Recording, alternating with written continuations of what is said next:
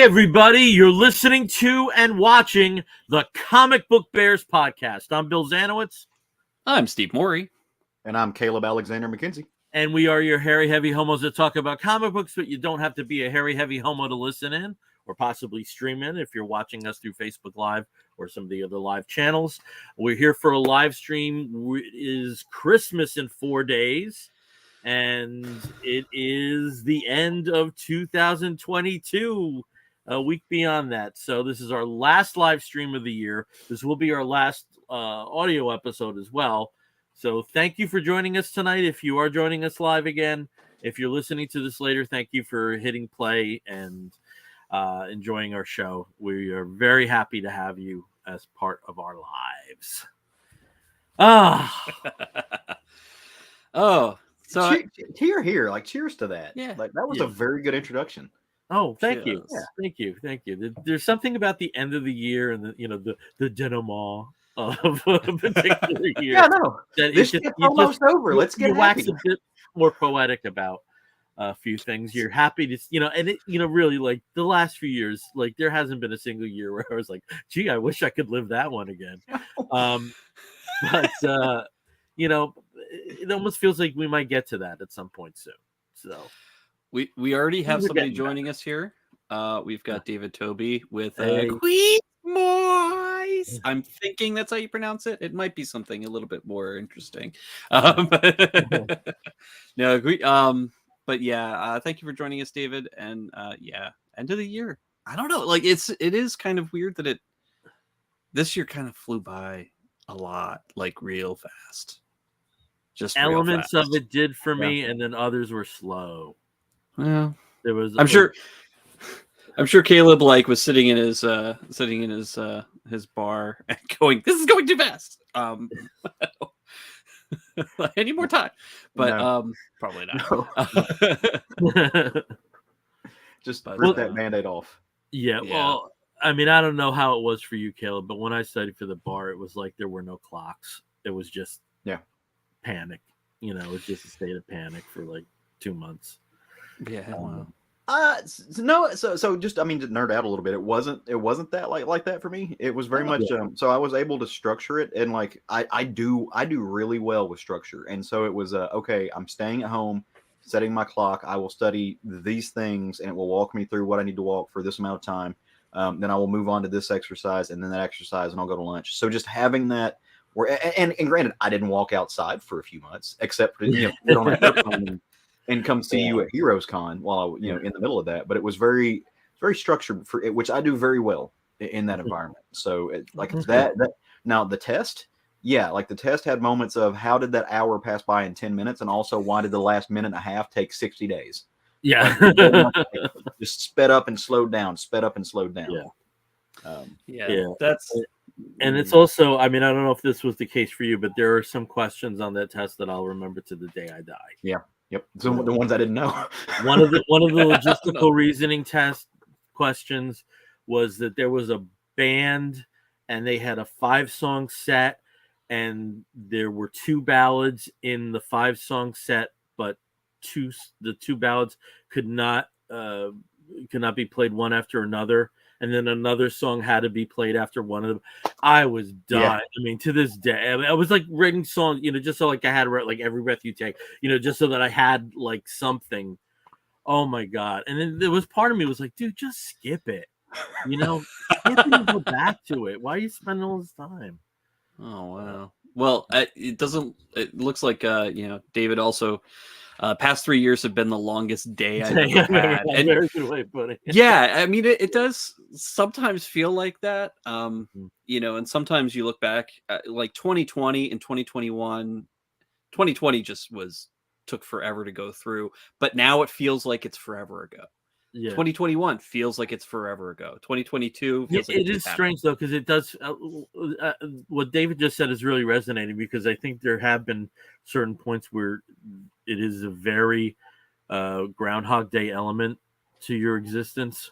Mm-hmm. For somebody who traveled a lot for work to be thrown at work from home. Whoa! That was a big adjustment. You know what though? I don't like wallowing in negativity though, because the past couple years and the past year have been rough. It's been bad, but since this is equal parts Christmas and our last of the year, what are I'll give you two things. What are two things that happened this year that were awesome for you guys? I would love to hear that. Okay.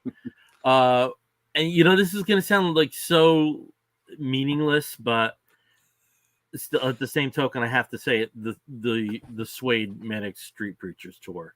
Yeah, nice. No, cool. That's awesome. That was just something that was so celebratory. Tinged with sadness because likely if I ever to see either of those bands again, I'm going to have to go overseas. But there was something that was so, as I said, celebratory about that event even happening. And then the other I have to say was meeting you guys, the heroes. You and Brian. That was fantastic. Was so delayed so many times because of the circumstances of the prior 2 years. Yeah, that's something that meant a lot to me. Awesome, Steve. What about you? Drop two things on us that just were awesome for you in the past year. Well, first off, getting to see you guys at Heroes Con was. All right. Well, I think this past year, in terms of like really exciting, really great, wonderful things, I don't know. I don't know if I've had. Well, oh yeah, there was one major one that started this year off wonderfully, and that was my trip to Hawaii. I've never been to Hawaii before. We spent just an amazing 10 days there, plus several days on either end, with some great friends of ours in California. And that I think was just like, that was a lot of just really wonderful all at once. Just being there was really great. Getting to see all these wonderful places on the Big Island. Some of those places which are now, dealing with lava flow, but it is just really wonderful. I got to see all of that and be there. But as for a second thing, I mean, I don't know. I mean, there was a lot of not great stuff that happened this year with the car accident and getting COVID and things like that. But I think in general, for a second thing that really, I loved was getting to see you guys every other week. Yeah. This whole year, which was just a wonderful thing. Even though I didn't get to hang out with everybody in person, I still got to see you every couple of weeks, and that just is, enough to warm my heart constantly and keep me going all year. So very happy about that. Very cool. Well, Bill stole one of my answers, which was going to be getting to travel to Heroes Con. That was fun. But I mean, the big thing for me is finding out that I passed the bar. Like that was huge. Like that was a very, I've worked for that for years. Very big accomplishment. Closing a chapter on my life and opening up a new one. So that was really cool. And then the other was, Roger and I adopted a new dog this past year. So Emmy, and, having a beagle, having a puppy of any kind, but a beagle especially, comes with its own special blend of challenges.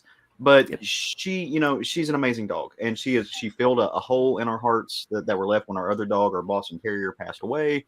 So, and she snuggles up right beside me every night. So couldn't make without her. So, and she's been really good for Roger and I. So, so that would be my second thing. So just it has been a tough year. It's been a tough day. Daddy's drinking, but this year there were some bright spots. So I wanted to just highlight some of those. Yeah, definitely. And I agree with the beagle thing. This year we also adopted a beagle who she's very challenging, and absolutely just an absolute love. And same thing with her new sister, who we've had for just about almost 2 months now. And, they're two peas in a pod. They're inseparable at this point. So, they're very cute, and they're right under my desk right now. And the other cat seems to have found something that's very fascinating. I don't know what it is. Hopefully it's not alive. I would prefer it not to be alive in my office. Well, she seems a bit more chill now. Yeah, she's guarding that corner. I don't know what's up there. Okay. So hopefully there's not a mouse in here. I do not need a mouse. There's an elf on the shelf. It could be. There's devious little elves scurrying around. We have Tony Gilkinson joining us tonight, Evening Bears, and that's my kind of Santa right there. And for those of you who are listening, you don't get to see Bill here in his Santa getup. So it's a T-shirt. it is. Yeah.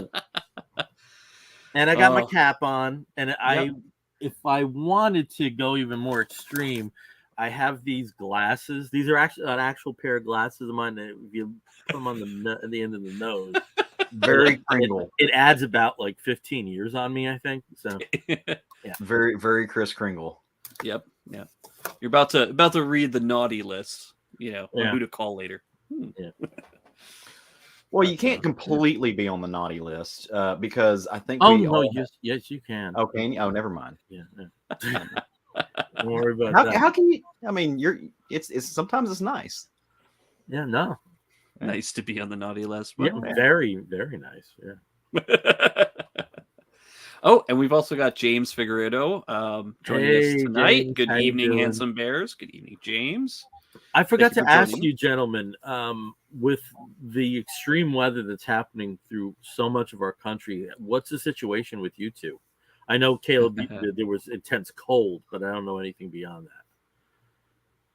that. Yeah, I'll go first. So we are actually we're bracing right now for the intense cold.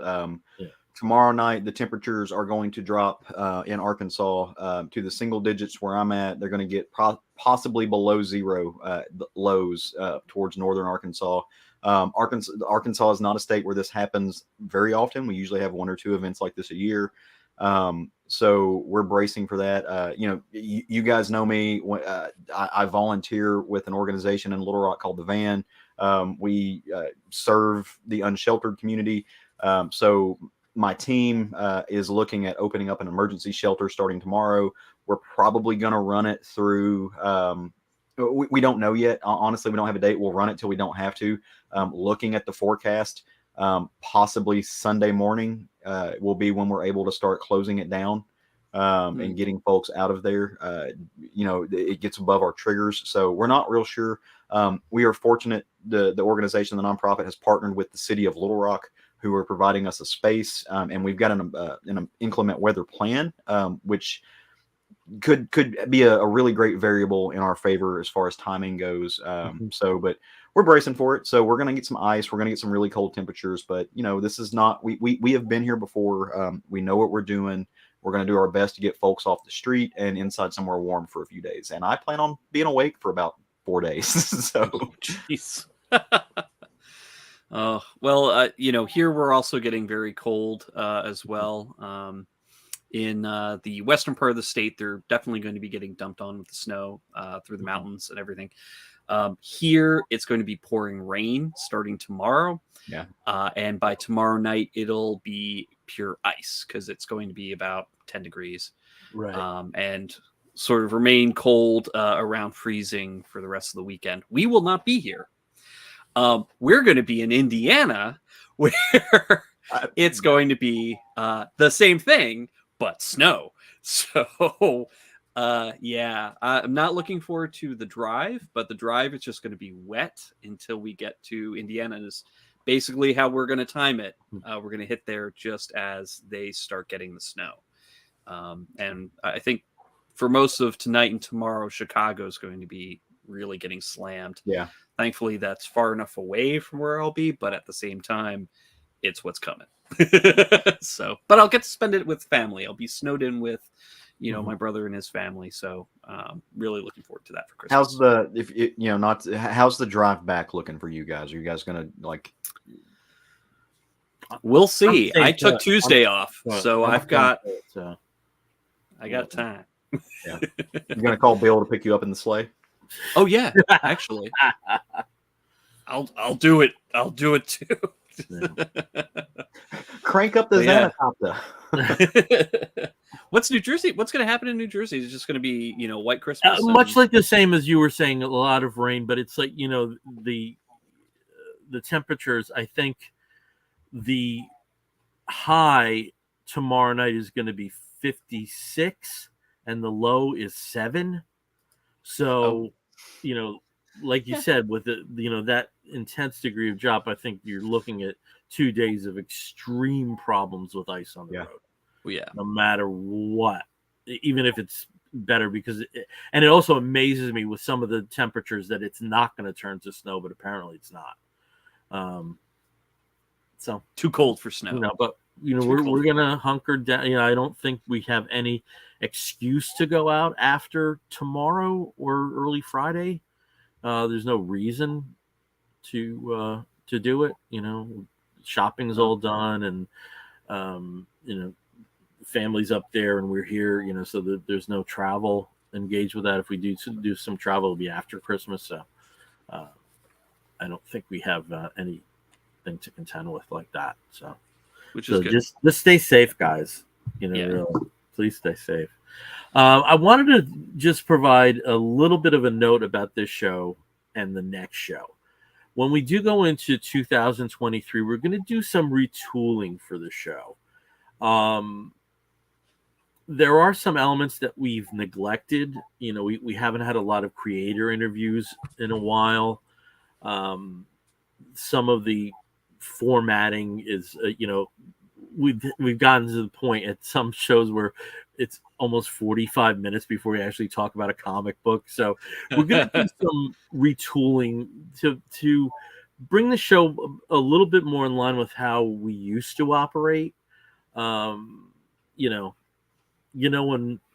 you need a little bit of a reboot. So if you do tune in next time and the show itself looks a little different, it feels a little different, just understand that we're trying to roll with the punches, and that we recognize that there are some things that we've kind of put to the side, and we never feel like the show is an afterthought or rushed, but there are some things let's put it this way.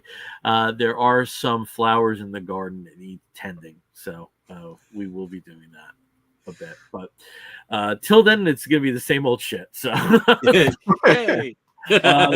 So before we get to comic books, we are going to talk about news, but we're also going to talk about some Geek Gets. Now, it's a little different because it's the holiday season.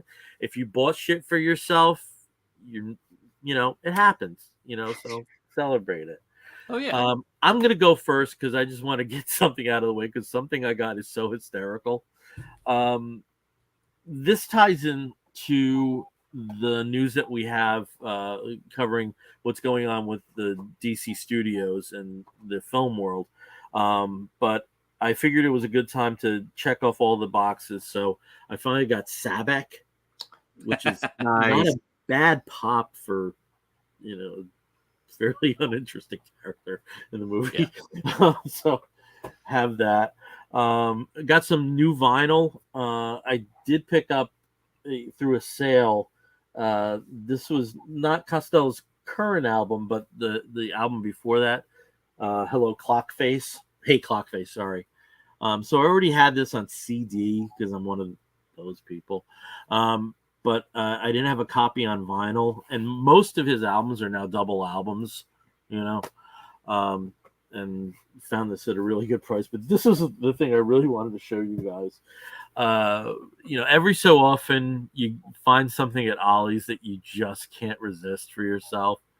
And I ended up getting a collection of the most recent Marvel's Monsters Unleashed series. Yeah. But this is a little different. So it's a hardcover, but just look at the size.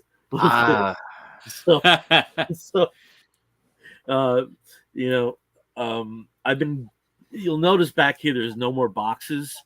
A lot of my books are in storage now. I got them into the bunker, and I got some very good short box workouts throughout this. But just as I was finished with this, I got to lug this thing. So, is that known as a coffee table book? As in, if you add legs to it, you can make it a coffee table? It's a coffee table. It should have the things like Seinfeld do.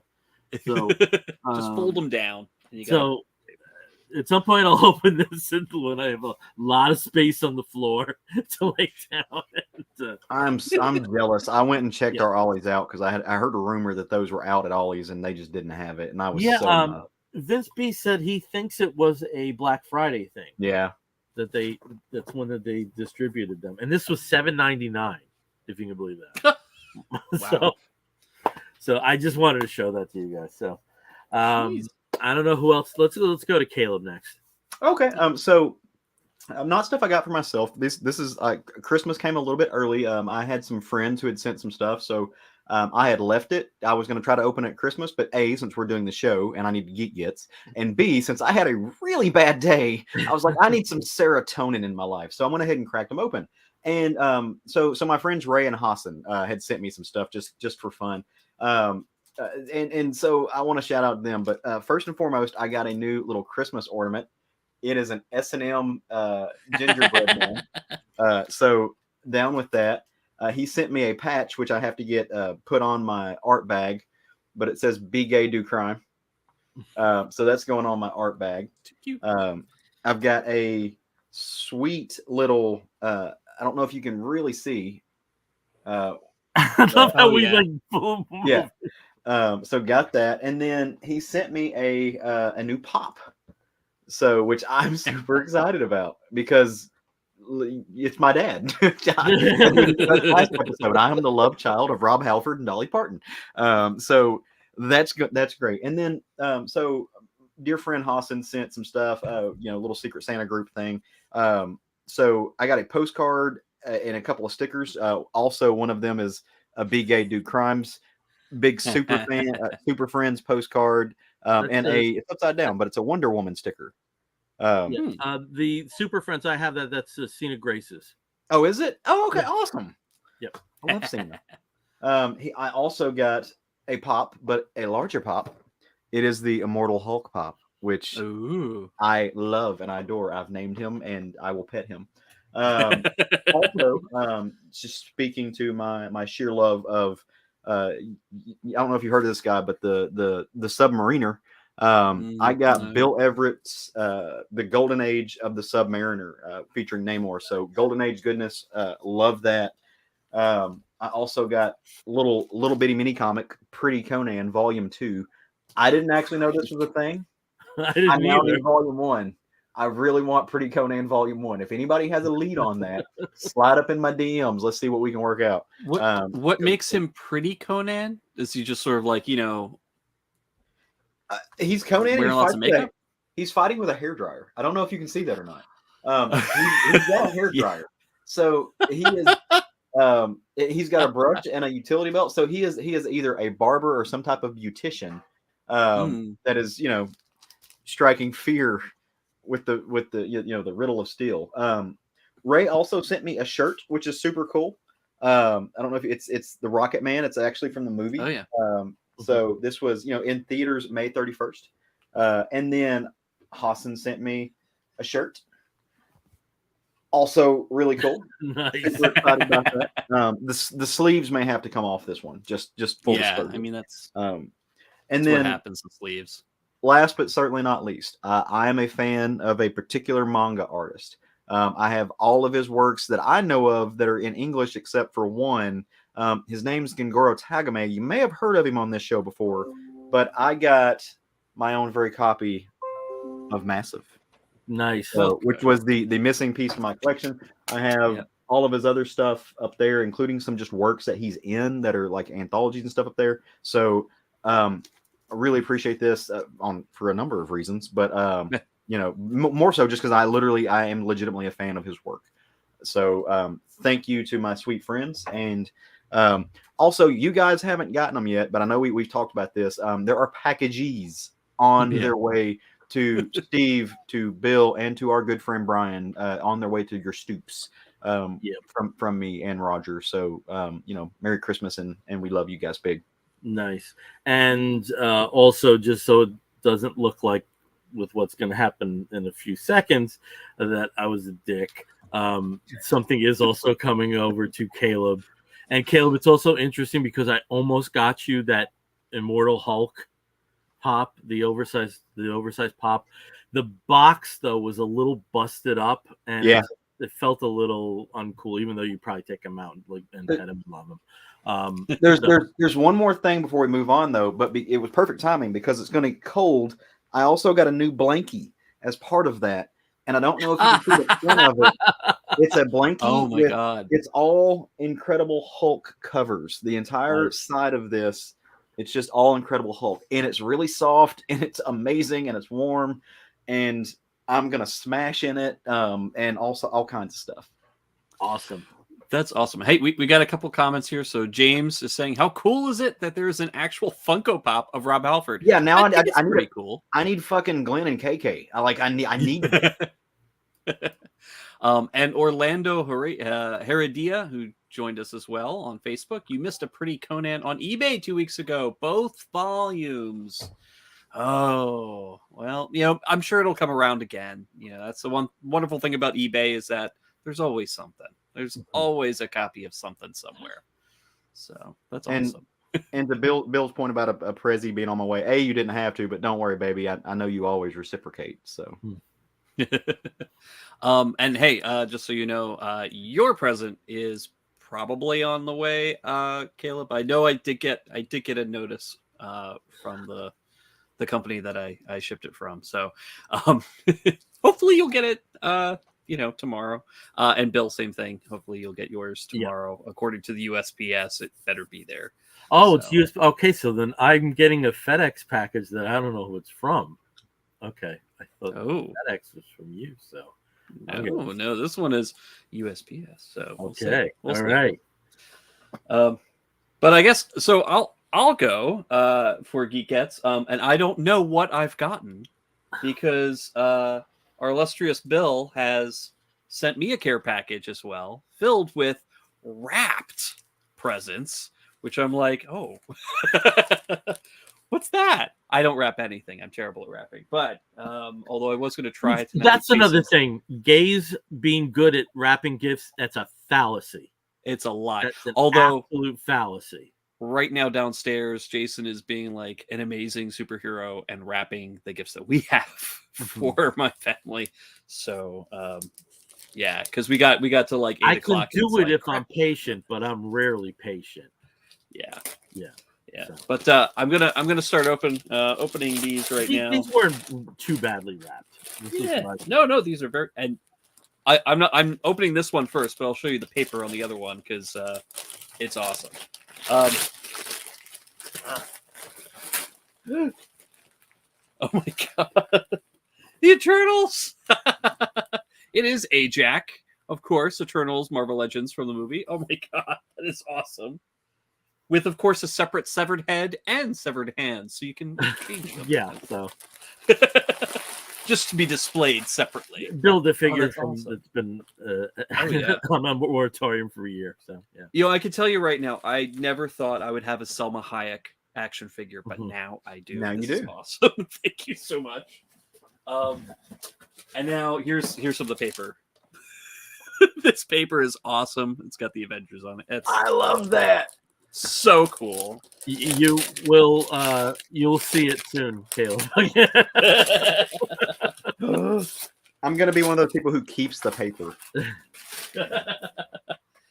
Ratcatcher 2 from the Suicide Squad film, if you can see it through the glare. That is awesome. See who's with it. It comes with a little rat.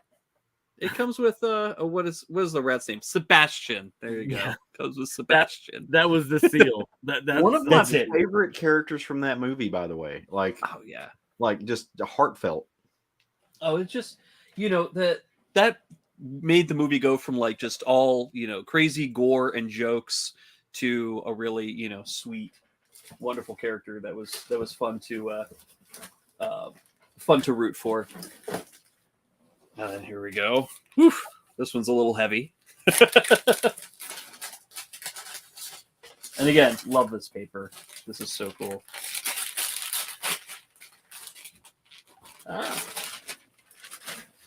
Oh my god.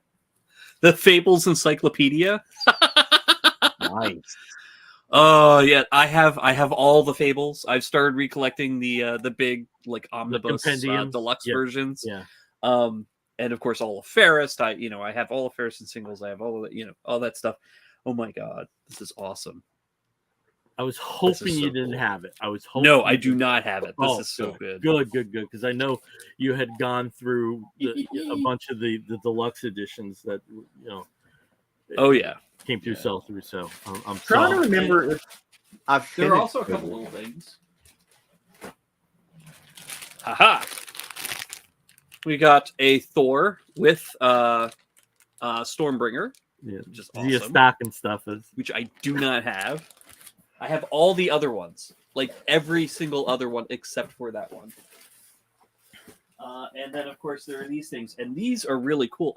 Where did you get these? From a vending machine. Now, the thing is, you're not going to get this because there's no instructions there. If you take the wrapping off, they become a figure. Oh, is it? Oh, I could see like through. There's like a little hole at the bottom. Yeah. And so I guess you just you open it up and there's open it up and then the body is in there and you can put the heads on and you have like a little figure. So Flash, Joker, and what looks to be like Damian Wayne Robin. Which is pretty cool. Or just Robin. I don't know. Or just Robin. Yeah. It could be any of them, really. This is awesome. Thank you so much. Yay! I could put the store with all the other ones and finish the giant train boat thing that they're all supposed to be on. Seriously, that's the only one you were missing? That's the only one. Yeah, I've got all of them. I've got Mighty Thor. Man, I've got did Rocket, I luck out with a second buy? Oh man, I got all of them. Oh yeah.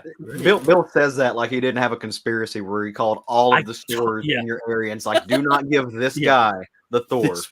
Yeah, you know what? The next time he comes through, give him a Sonic and a Scoob. Tell him to around whatever else. I got very New Jersey on the phone. I was like, listen, there's going to be this guy. His name is Steve. Go in the back. And if he comes in, first of all, don't let that nice guy shit fool you. He's shit. I'm a total Go in jerk. the back.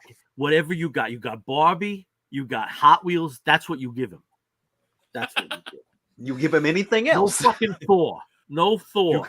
You got a Cinderella mouse from 1993 re-released Cinderella. You give him that. Have Scoob. You gotta have Scoobs back there. Scoobs. There's nothing but Scoobs. Boxes of Scoobs. David says, new show format suggestion. Pure joy of Steve opening gifts. Yes. Absolutely. Seconded. I've always been kind of like this. My dad sent a digitized Christmas 1991 video to me and my brothers today, and I got to watch myself opening up Street Fighter 2 for the Super Nintendo, and I was like, it isn't, and my brother can't play it. Like, just yay, and you can't play it, Brian. Sorry. It was great. But thank you so much. Thank you so much, Bill. Wow, thank you. Thank you for being a friend. Thank you for being. No, you can stop that. I'll go New Jersey on your ass if you do. All right. Well, why don't we shift over to news? I know there's some stuff that's directly involved with comic publishing that we should talk about. Yeah. Maybe start with that because it will probably be a bit cut to the chase more, and then get into the DC stuff. So, Steve, why don't you tell us about what's happening with a publisher that starts with A and ends with K? It starts with A and ends with Tershock. Yeah. So this was kind of sad news because I'm a big fan of a lot of what they've put out over the years. But Aftershock this past week filed for Chapter 11 bankruptcy. So they are planning on still functioning, remaining an active company while they restructure. Yeah. All of their I was just debt. going to say, people should keep in mind that Chapter 11 doesn't mean the company necessarily comes to a legal end. It is an opportunity for them to restructure and honor debts through agreements and stuff. So at least that's the hope right now, and they're going to be working through that. But their debt, and this is interesting. I got this from Heidi McDonald's article over at the Comics Beat, where apparently it's between 10 and 50 million, and for such a those are very wildly different numbers in terms of debt. So if it's on the lower end, that might not be as terrible. If it is on the higher end, unfortunately, that might not be great.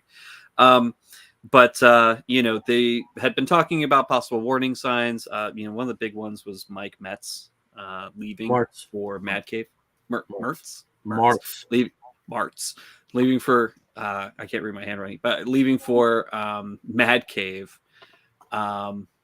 which that happened just a couple months ago. So, I think people were kind of looking at this going, oh, okay, this is not a good sign. Maybe something's going on behind the scenes. And pretty much one of those things was they're probably preparing for this. So,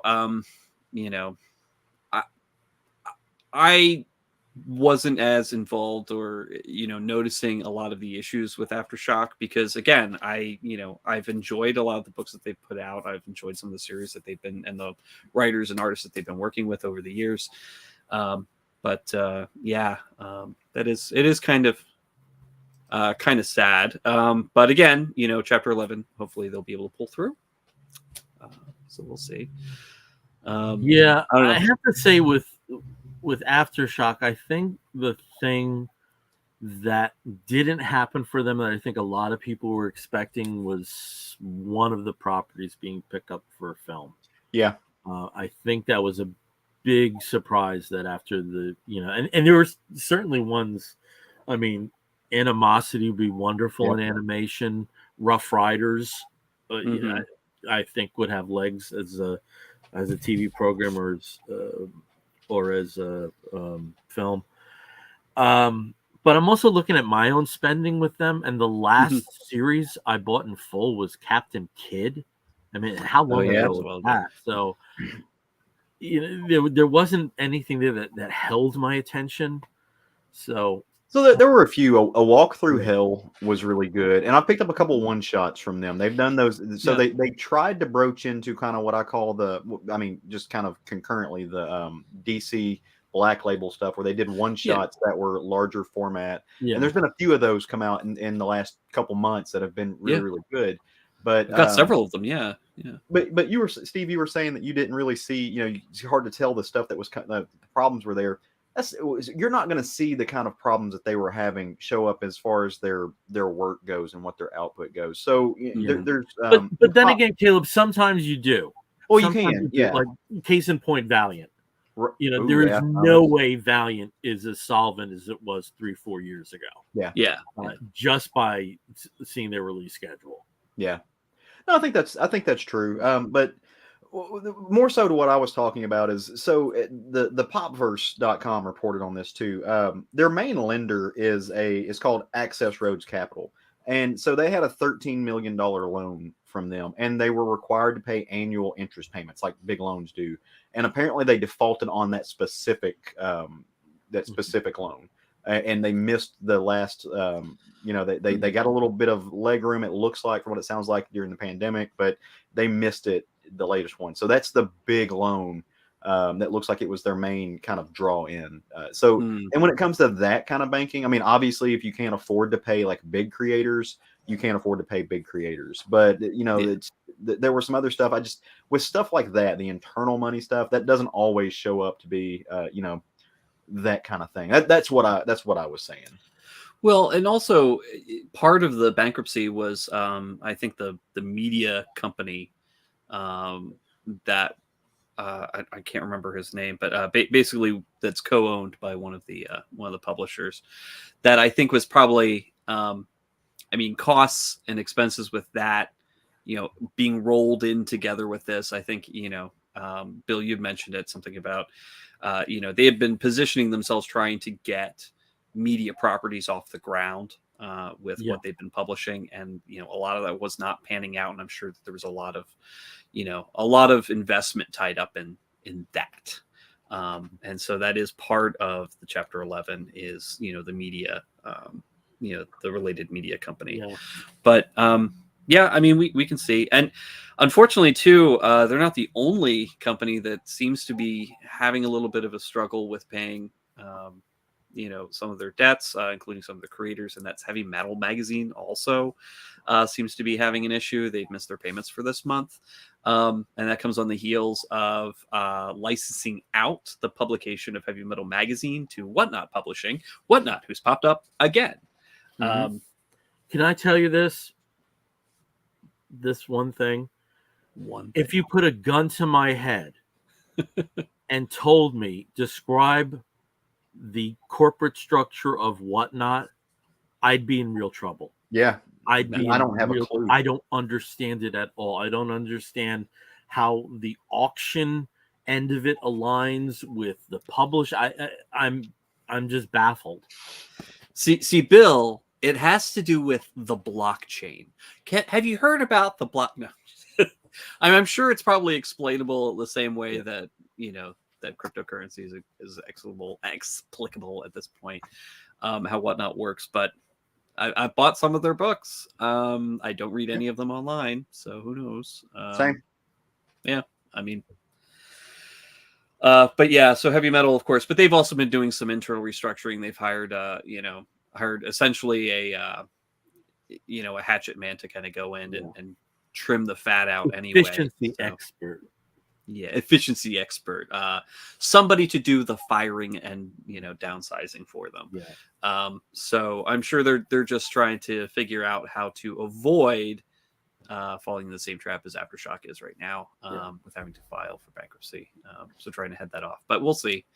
It is always kind of sad to hear a company having trouble, especially in the comics world. But also at the same token with heavy metal, it seems that they are recognizing that they can't proceed, at least at the current time, as the course they were on, and their first ever relaunch of the magazine with a new number one after. Yeah.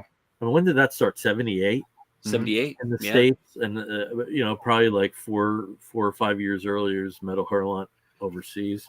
And from what I understand, there's also a divergence now between Metal Hurlant and heavy metal. Like there's some corporate segmentation where it didn't exist before. I don't know. Yeah. Well, there was that TV show. There was a metal that's TV right. series a few years back. But it was Metal Hurlant.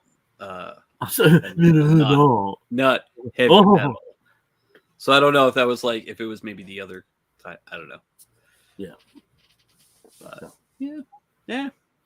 Anyway, that's kind of the depressing news. Depending on how you look at the next bit of news, though, that could be depressing. It could be kind of hopeful. I'm choosing to remain hopeful with it. And that is all the stuff that's still coming out about the James Gunn, Peter Safran, takeover of DC Studios. We did have some disappointing news, of course, with Henry Cavill not returning as Superman, at least in the 10-year plan. That since we're gonna wait, you also talked about Wonder Woman 3. That happened. Yeah, Wonder Woman 3. Well, we talked about that last time. I don't. Did that really hit? Yeah, it was Patty. I don't think we Patty did. I thought we talked about it among ourselves, but I don't think we talked about it. Oh, maybe. Yeah, Patty Jenkins. Yeah. So Patty Jenkins did clarify, that it wasn't that they threw her out, baby with the bathwater kind of thing. But it just the treatment that she provided just didn't fit in with the plan and the direction that they were going. And again, they've had talks with Jason Momoa. They've had talks with Ben Affleck. They, spoke with Henry Cavill and let him know that in the new Superman movie that's being planned, that James Gunn is going to be writing, it is not one in which Henry Cavill will be reprising his role. And then also Dwayne Johnson got the bad news too, that Black Adam is not in consideration for the next plan.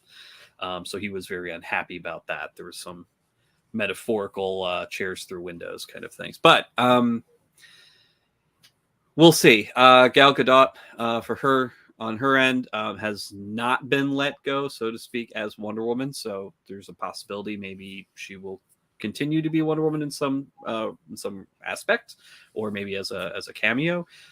Zach Levi just today had also had that question about Shazam, whether he'll be continuing as Shazam, and he basically said he was fine. So there's a possibility that Shazam might continue in that, because Shazam, I think, is kind of in a weird position because there's no relation whatsoever to the Snyderverse, or very, very, tenuous Snyderverse kind of relation. But the big message that's being pushed out there is that anything that Zack Snyder had touched and the plan that he had for those films and the characters, that's done with. So anything that was related to that is done. See, that's the thing, is like I don't see that as all Zack Snyder. You know, No, absolutely not. Absolutely not. I'm a little tired of hearing that too. Well, but there was connection to all of those films, most of those films, through what Zack Snyder's main films had been, for better or worse. But also the other thing that came out from this is that Peter Safran and James Gunn are the ones in charge here. Hopefully they're not just kind of like talking, like pie in the sky. But one of the biggest issues that WB had before with their DC films is so much corporate interference and intervention on the direction, how they want to present the films, how they want to present the characters, how they want to, So even if Zack Snyder, may have been kind of the architect of some of those films and the characters, how they're presented, so much what he was doing was also being sort of interfered with and re-edited. I mean, Justice League is a big example of that. So we'll see. We'll see I think on that end, it's to kind of be in the middle of you guys. It's real easy to maybe create drama or to see drama and conspiracy in conjunction with Snyder when there may not be. So when you have to think of the baggage of all the Snyder cut and the the Snyder Gate and whatever crap that was, when it comes along with him, right? So that there's that connection there. But like when you boil it down, what do we have here? We have Warner Brothers and DC having a history of films other than, as far as just their canonical films, other than Shazam. I don't think any of them made their money back. No. There hasn't been a film that's been in that's broken even since Shazam. Yes, so you're putting James Gunn, who did fairly well, like as far as fan service goes in in his movies. They're putting him in kind of a Kevin Feige role. He's taking the helm. He's like, they're giving a direction. It looks like he's going with a quote unquote younger look, because we don't know that Rob Pattinson's not getting a second Batman movie. We don't know that. We don't know really anything about what his direction is. We know more about what it isn't. And that's been greenlit.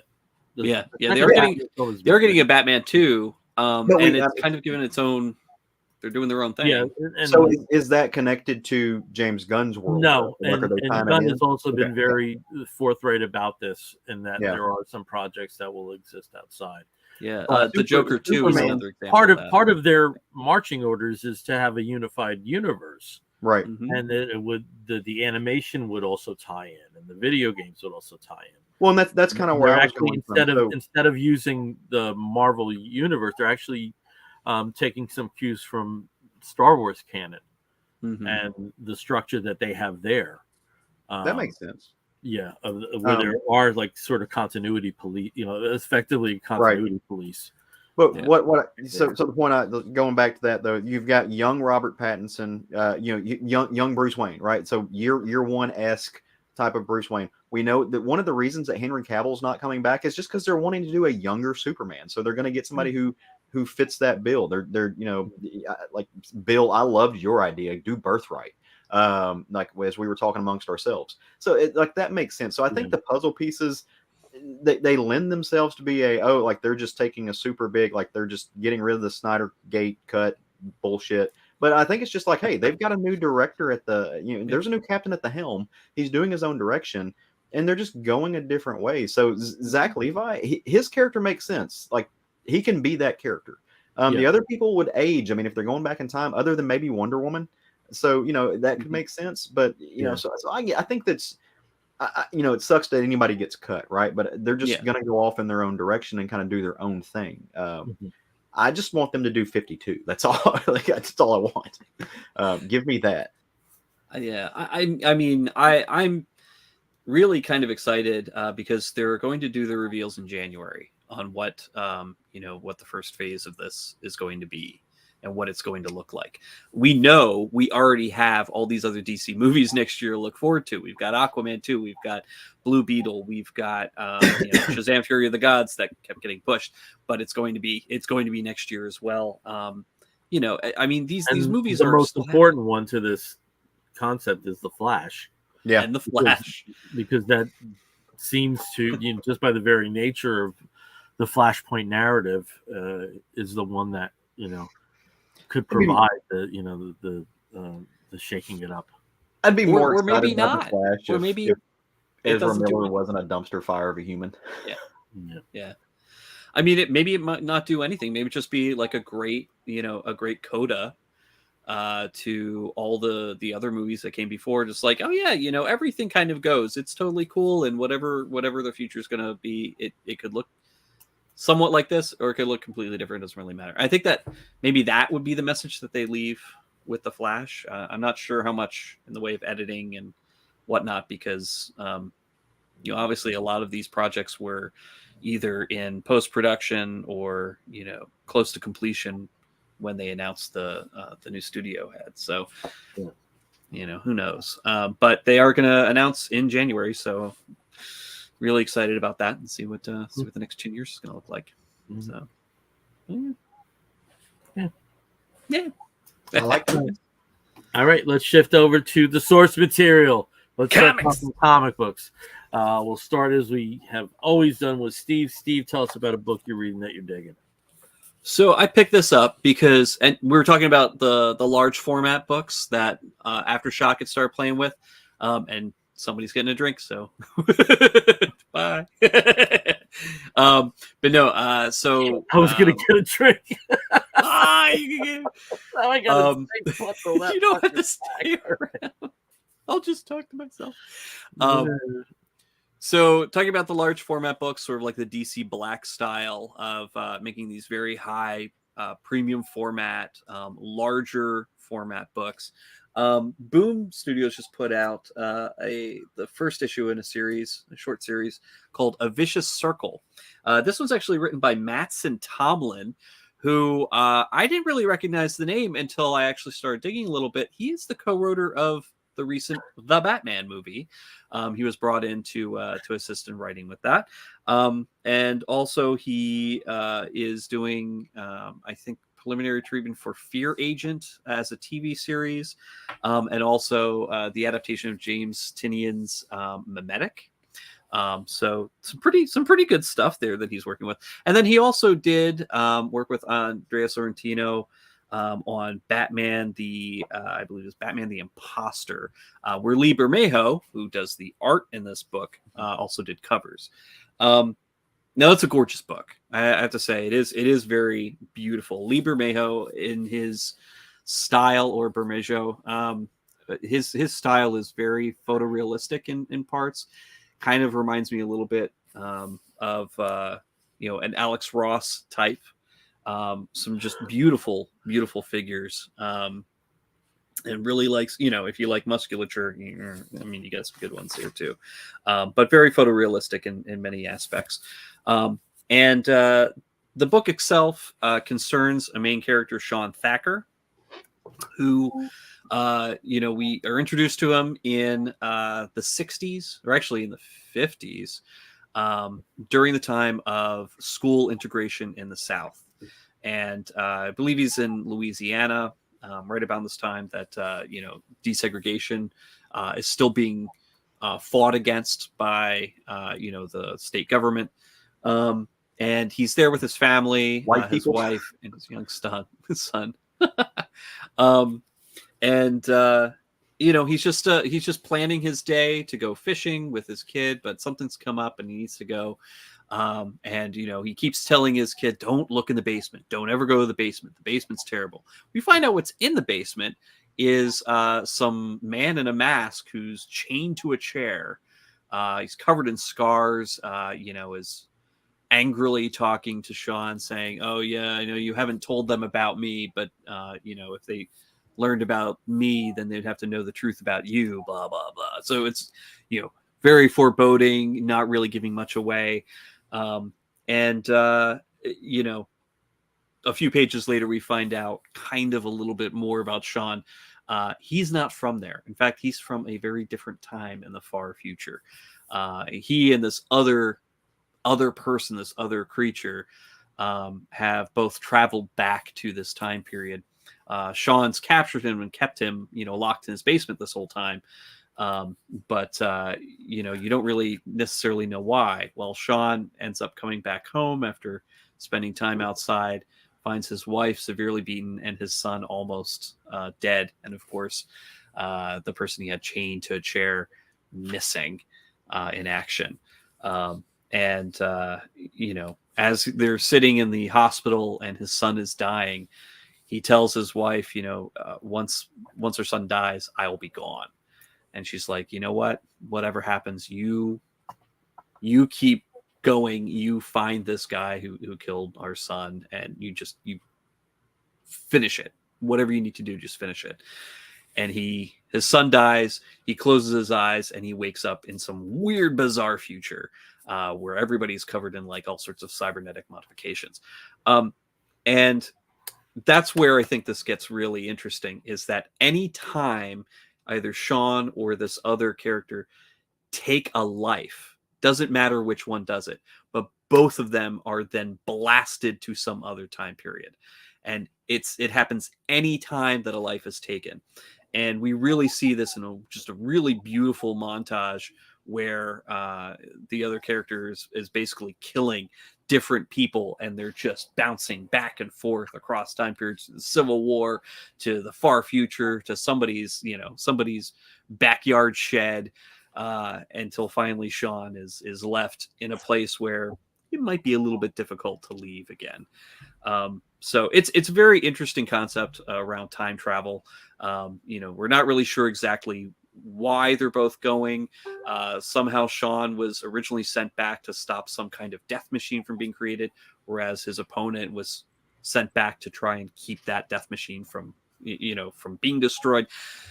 Not really sure, you know, who's really the good guy here and whose perspective we can really trust. But it's a very interesting concept, and I'm looking forward to seeing more of it.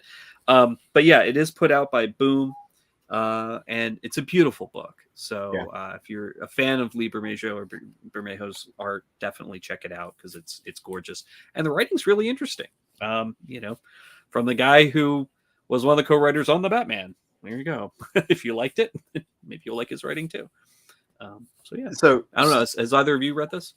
Steve, one of the reasons I stepped away, A, because I needed a refill, but B, I have this and I have not read it yet. So I wanted to step away while you weren't reading it, while you weren't discussing getting into detail. So I didn't miss anything. It's on my stack of things to read. But I'm also a fan of Lee Bermejo.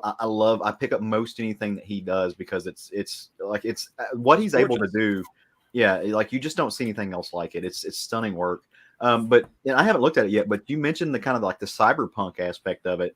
And I don't know that I've ever seen him do anything like that. So I'm kind of excited. Like, this seems like maybe it's something new for him. I mean, the man can draw leather like nobody's business, right? Like, if you look at the Batman, Damned, any of his Batman work, it's just incredible stuff, incredibly detailed. But yeah, like, I don't know that I've ever seen him do anything like that. So I'm excited. Like, this is gonna be a fun read. I will say, I don't know if you got it on sale, but it's a little pricey. I mean, it's 48 pages for what, $10? $10. Yeah. It's $10. You know, and again, large format. So it's up to it's up to you to decide whether it's worth it. But you know, I mean, the black and white art in here at the beginning of the book, it's beautiful. And then once the colors start popping, for every era that they go through, you get very different color schemes. And I'm trying to think who did the colors on this one, because they did an amazing job. Oh, well, it was Lee. So yeah. So every time he draws a different era, he completely changes the color palette. So it's very beautiful. Recommend. Yeah, I have to plead ignorance for anything he's done that's not DC.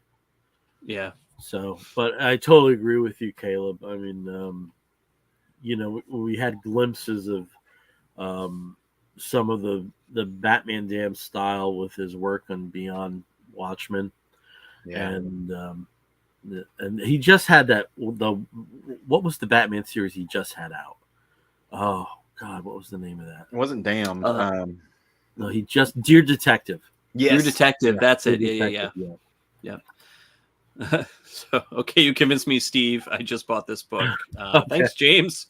That's what I am. I am a shill for Boom Studios. So, Or Liber Majo. Maybe he's just paying me. So. Yeah. All right, let's head over to Caleb. Caleb, tell us about something you're reading that you're enjoying.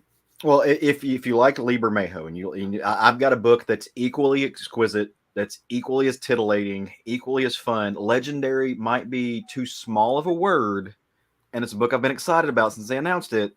But y'all, finally got my hands on Gargoyles #1. So there's no actual connection to Liber Majo. It's nothing like it whatsoever. Oh my god!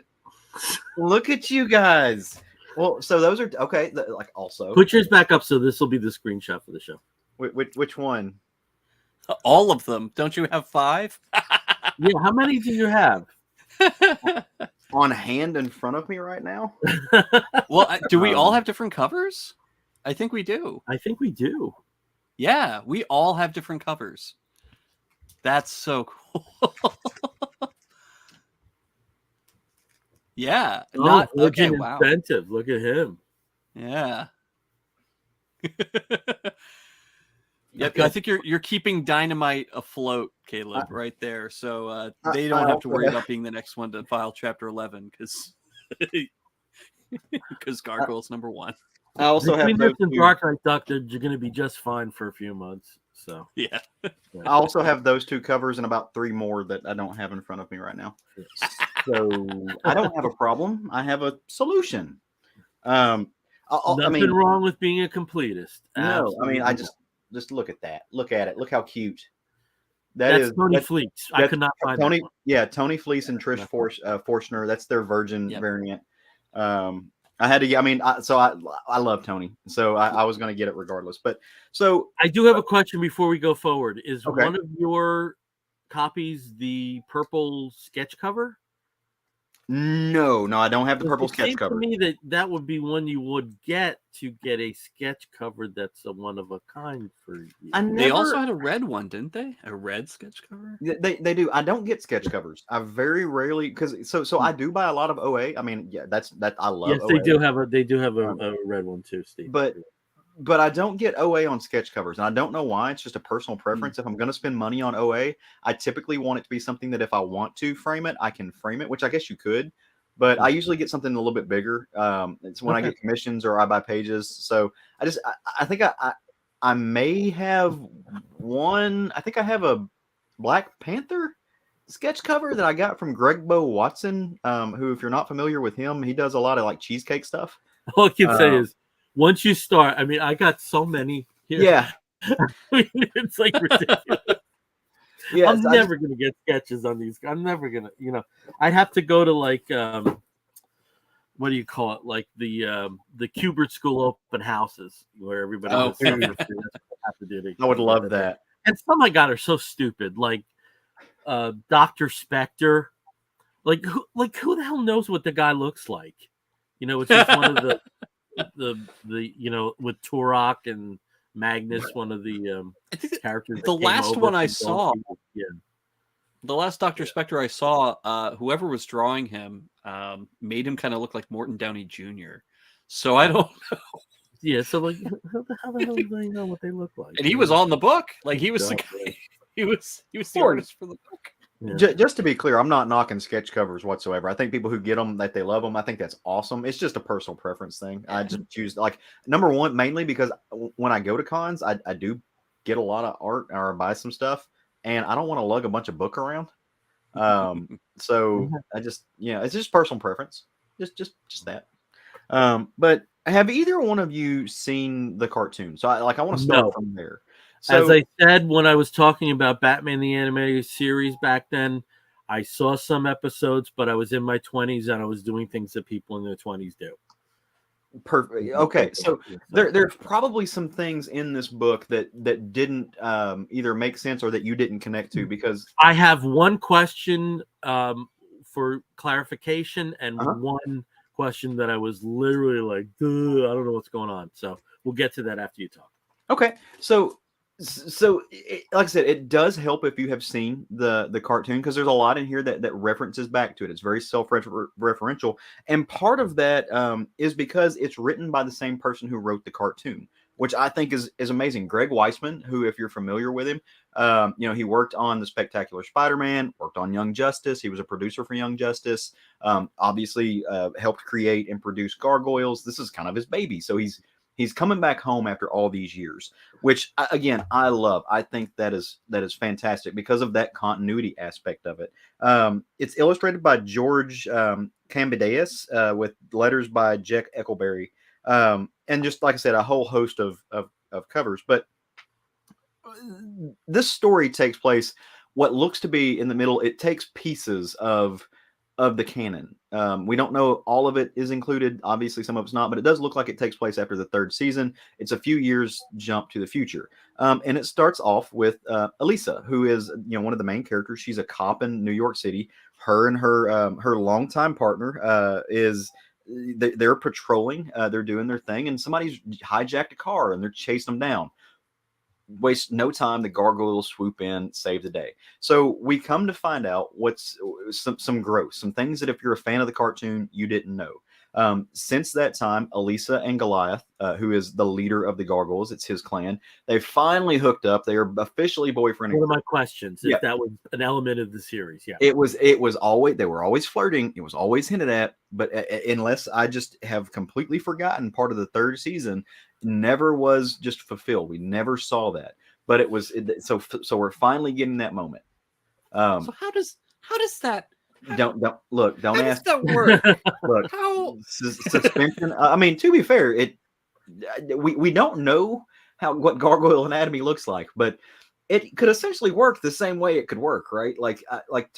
Also, he looks like he has a third leg to me. Look, I'm just saying. But Yeah. Look, I also very don't loose loincloth. I don't confess to know a lot about heterosexual sex. I've been there, but I've moved on to other neighborhoods. So who knows how it works? I don't know. The comic books, man, suspension of disbelief. If Plastic Man can stretch, then so can Elisa. But they are officially girlfriend and boyfriend, and the clan is still living on top of the tower, which was formerly owned by a very wealthy megalomaniac. His name was Xanatos, but he could be every other very wealthy billionaire megalomaniac that we all know of. He owned the tallest building in the world in New York City, and then he perched a castle on top of it, which is how all of the gargoyles got to Manhattan. And so, again, see also the entire series. It's awesome. But the gang's all there, right? Like you've got Hudson, you've got Brooklyn, you've got just all of them, Lexington, the whole crew. The only one you really don't see is Bronx, the Gargoyles dog, which he's not in the first issue, which I was just like, where's my boy at? Because he's cute. He's the Gargoyles dog. But this issue kind of walks you through where they have come, where they're coming to now. Brooklyn is now married to one of the characters. I say married, he's whatever the version of marriage is, to one of the characters that he met in feudal Japan, who's also a gargoyle. Like they're all spread out all over the world. And Lexington still being Lexington, he's the little green guy. He's whimsical, childish, and fun. Brooklyn, Hudson still leading the charge. He's still being Goliath's mentor. He's the old grizzled one. And then last but not least, you see the character who is, for better or worse, one of the kind of self-described as a lovable oaf. He's the tubby one. He's the one that always has a joke to go into. He's Broadway, and he's now dating Goliath's daughter, who Angela was a hatchling that Goliath didn't know he had. It's the child of Goliath and Demona, who's a character we also don't see in this book. But she's the quote unquote big bad, and throughout the entire series, she's kind of like Mystique. If this were an X-Men analog, she would be Mystique, or maybe the White Queen. There's a little bit of both wrapped up in there. But they're protecting New York, right? It's like this is essentially a mix between getting the clan together and reminding you who all these characters are, plus introducing some new folks. The Rookery has hatched new cute little baby gargoyles, and some of them have grown up. You've got an angsty teenager who is the son of Brooklyn and his bride. and his name's Nashville, but don't call him Nashville. He goes by Nash with a silent G, right? Like just angsty teenager shit. So while all that's going down, obviously, shenanigans have ensued in Manhattan. Characters from the show who are big bad guys, who are mobsters, they've been arrested. They are sent to jail. Just as part of humor, because apparently this is how prison life works. The Elisa and the rest of the team made sure that they were cellmates. But what this did is it created a power vacuum, and those two are very much still at each other's throats. But their crews on the outside are at war, and they are going insane at one another. Like bodies are dropping in the streets, and that's what the gargoyles are up against. They see all kinds of just violence in the streets happening in Manhattan, and they're trying to curb that by fighting against these mobsters and these gangsters while they can't touch them. Essentially, they're hatching plans in prison, and that's a very unique perspective. We're going to see how it plays out.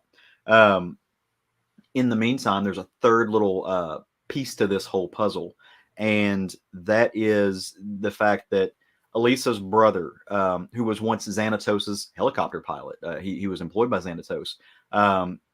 If you've read it, he is a mutate. Xanatos used science and convinced an evil geneticist to experiment on him, making him essentially a gargoyle, right? Like he's part griffin, part bat, part all kinds of things, wolf. And so he now lives down in the, essentially the sewers. They call it the labyrinth beneath the city.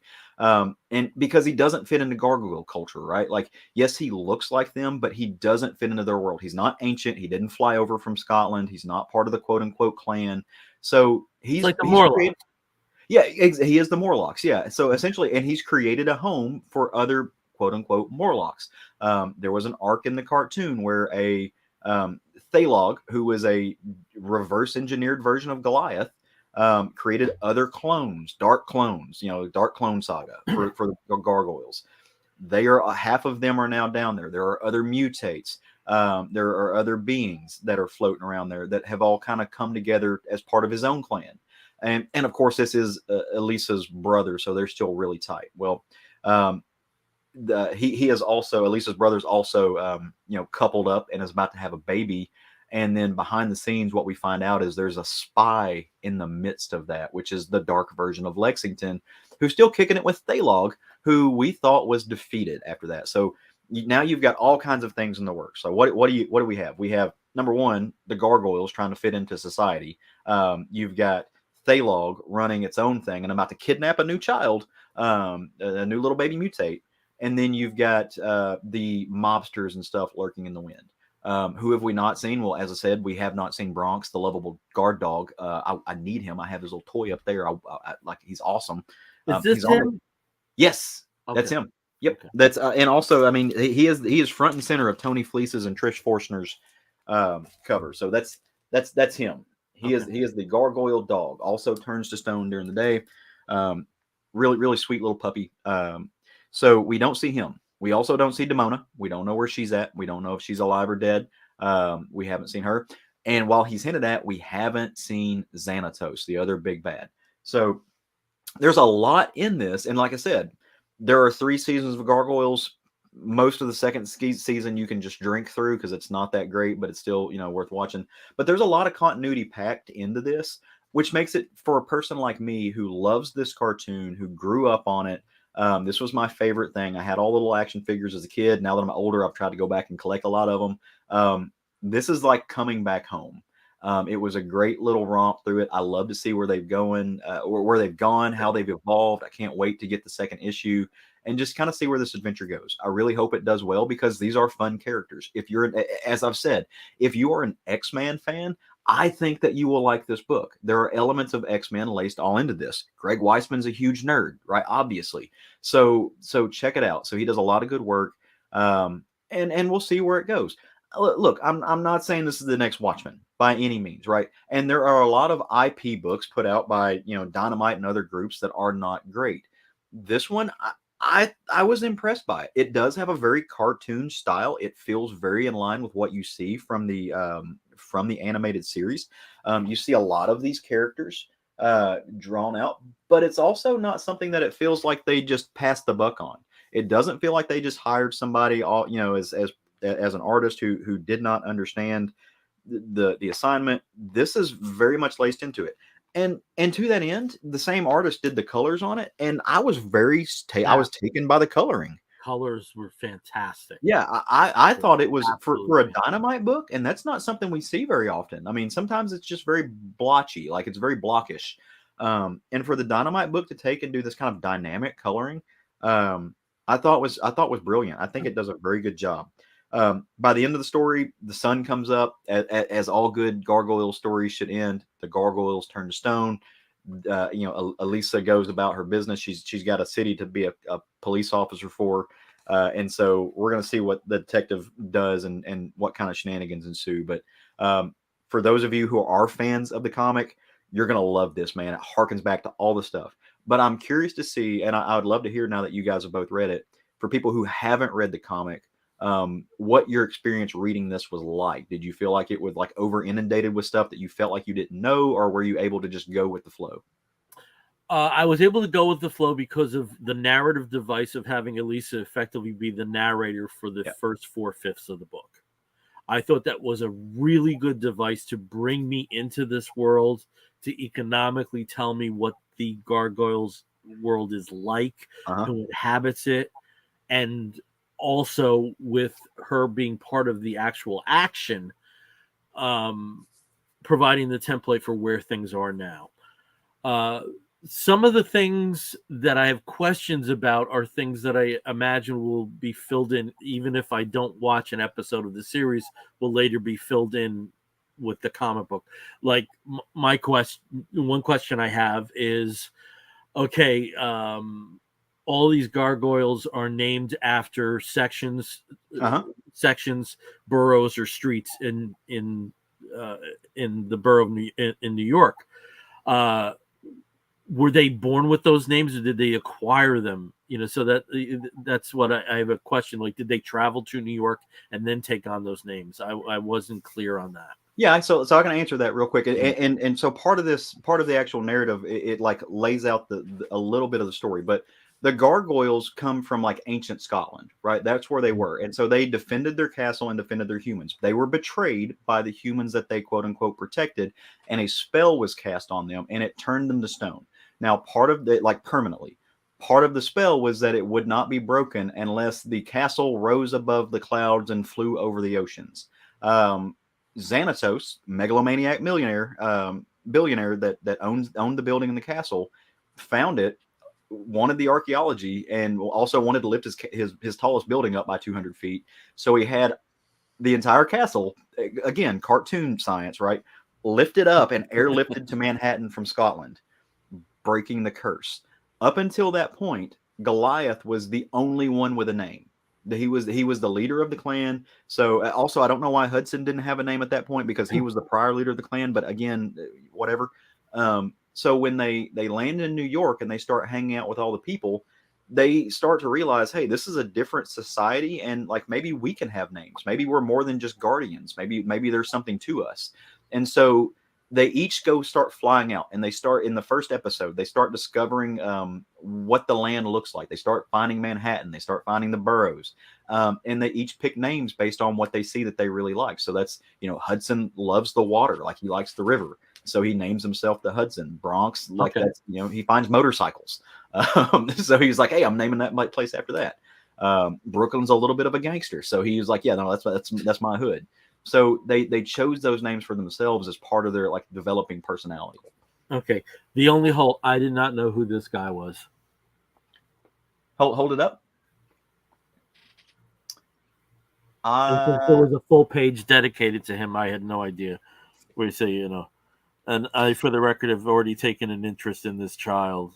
Oh, okay. So, yep, that's Thalog. That is the no idea who that was. That is the reversed engineer version of Goliath. And again, I think you are going to get the only part where I felt, like just even a line, just.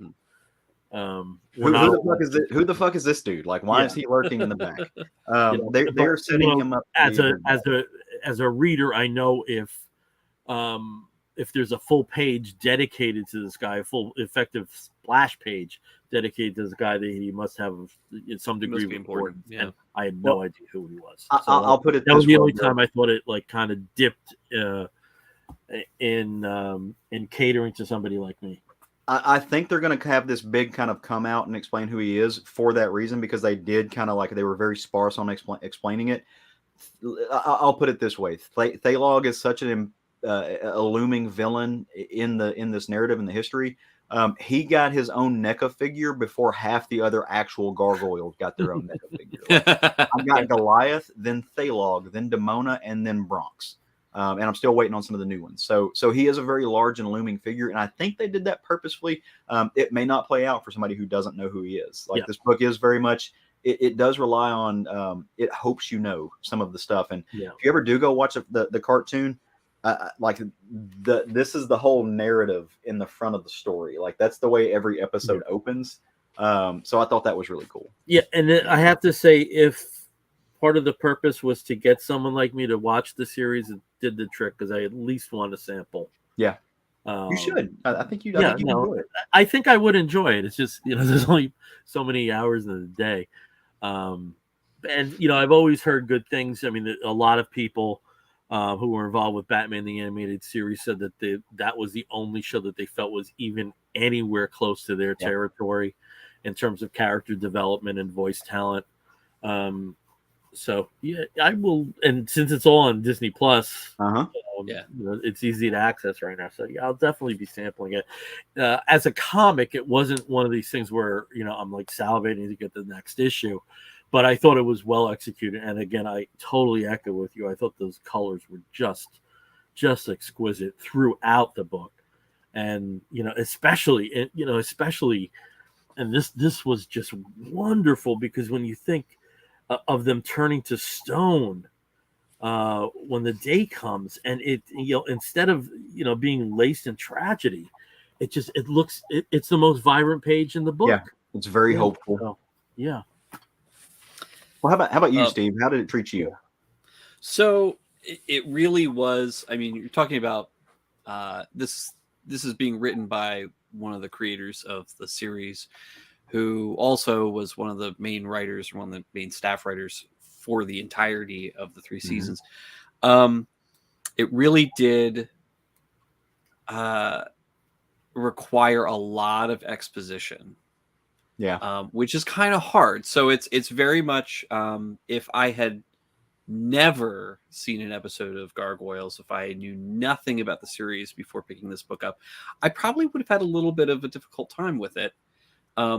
Not because I didn't know anything, but because all of it was just basically being pushed on me, all in the span of 17 pages or so, which is very helpful. I agree with Bill with the voice of the narrator here being Elisa really did help out a lot, because you get that kind of that kind of conversational cadence. It's like, oh yeah, this and that, and okay, as opposed to just having like a block of text on each page going, and then here are the other ones, and then here are more gargoyles, and these are who these gargoyles are.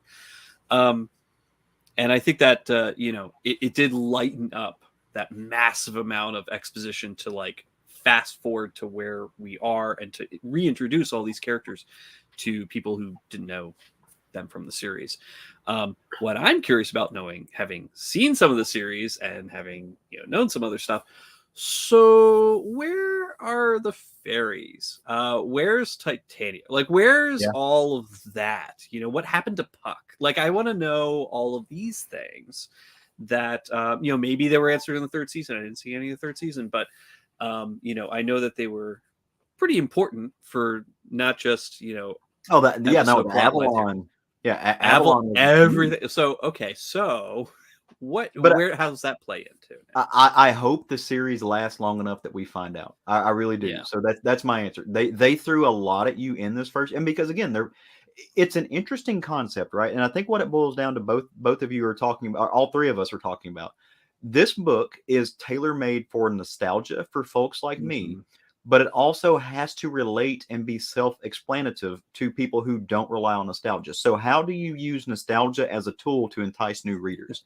And it does run the danger of you're throwing so much at the wall, right? Yeah. Like so I do think that it was a lot, but compared to like when you mentioned the things that you're talking about, I actually thought it was pretty balanced. Okay, so they're gonna They could have this had out. so much more. Yeah, I mean, look, guys, at one point there's a unicorn gargoyle. Like, I mean, I'm just, Oh, yeah. there's a lot. So, Well, the European ones and the yeah. I really hope the series lasts long enough to tell us. I don't want this to be a 5 or 6 issue series. I would love this to be and who knows what you're going to get with Dynamite, but I would love to see this being ongoing. I would love 12 issues. I would love 24 issues. So who knows? Well, and that is kind of one of the things here is that this is not, and I think it is a kind of an interesting or clever way of structuring it. It's not a season 4 of the cartoon. Yeah, this is a completely new storyline, a new direction of it, where it's like, okay, all that happened, but now here we are. We're in this. Here's this new thing is happening. Here's a new status quo. Power vacuum, like gangs of New York are rising up and fighting amongst themselves. There's something going on with Thalog, trying to get himself a child of mutates to play with, or I don't know, experiment on. What could happen from that? No, I agree wholeheartedly. So I'm excited. Obviously, if it doesn't show off, I'm very excited. But I want to, number one, even if you guys had have hated this story, even if it had have been La Bamba, which it wasn't, I appreciate you guys, if nothing else, reading it for me, because I think that was like, you know how excited I was for it. So yeah, as my friends, thank you for diving in this world, and I really hope you enjoy it. Stick around. Also, if Greg Weisman wants to call me, like, I got stories, baby. Like this can be my way in. Let's go. Let's go. And Caleb, not to butter your ass up, but you're somebody that has really good taste.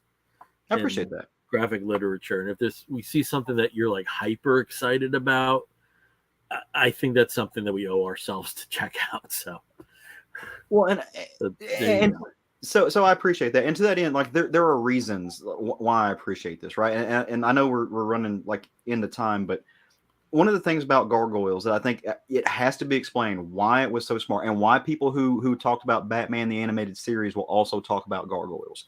You're talking about an animated cartoon directed for children. It had a female lead who was a cop, who was biracial, who dealt with biracial issues, who dealt with feminist issues, who led the show, who got into even though it didn't get into the show, who got into one could say multi-ethnic, multi-species relationship. And at that time, there wasn't a lot in kids' cartoons that really hit that and dealt with those issues. The show dealt with gun violence. At one point, Elisa gets shot in the first season. Because of one of the characters is playing with a gun, and it goes off and it injures her. So it deals with gun violence. Like, it was a cartoon that was available for people who were young, right? That was also digestible for people who were young, that dealt with very real issues. I've always respected that, because it's not just your run of the mill after school special, right? Like, there is meat on this bone, but it is still fun. It is still vibrant. In a lot of ways, I think it is a lot like X-Men. There's a lot of that, like Claremont would laced a lot of moralisms into his stuff, but it was still, kids could get it. I mean, you would think they would, but then they grow up to be other people who are like, I didn't know Mystique and Destiny were together. But but I think that's why. So there is a lot to this. It is multi-layered, kind of like Shrek's onion. So that's why. That's why I get so excited about this, because it has so much potential. Okay. I will talk about a book, and then I think we each have another book to talk about. We'll probably do that very quickly, but I think we'll be good there. The book that I wanted to talk about, and unfortunately I'm going to have to spoil a lot with this, but it's all over the place, so you'll know about this. Batman Superman World's Finest 10, and if this doesn't look like the normal cover, it's because it's not.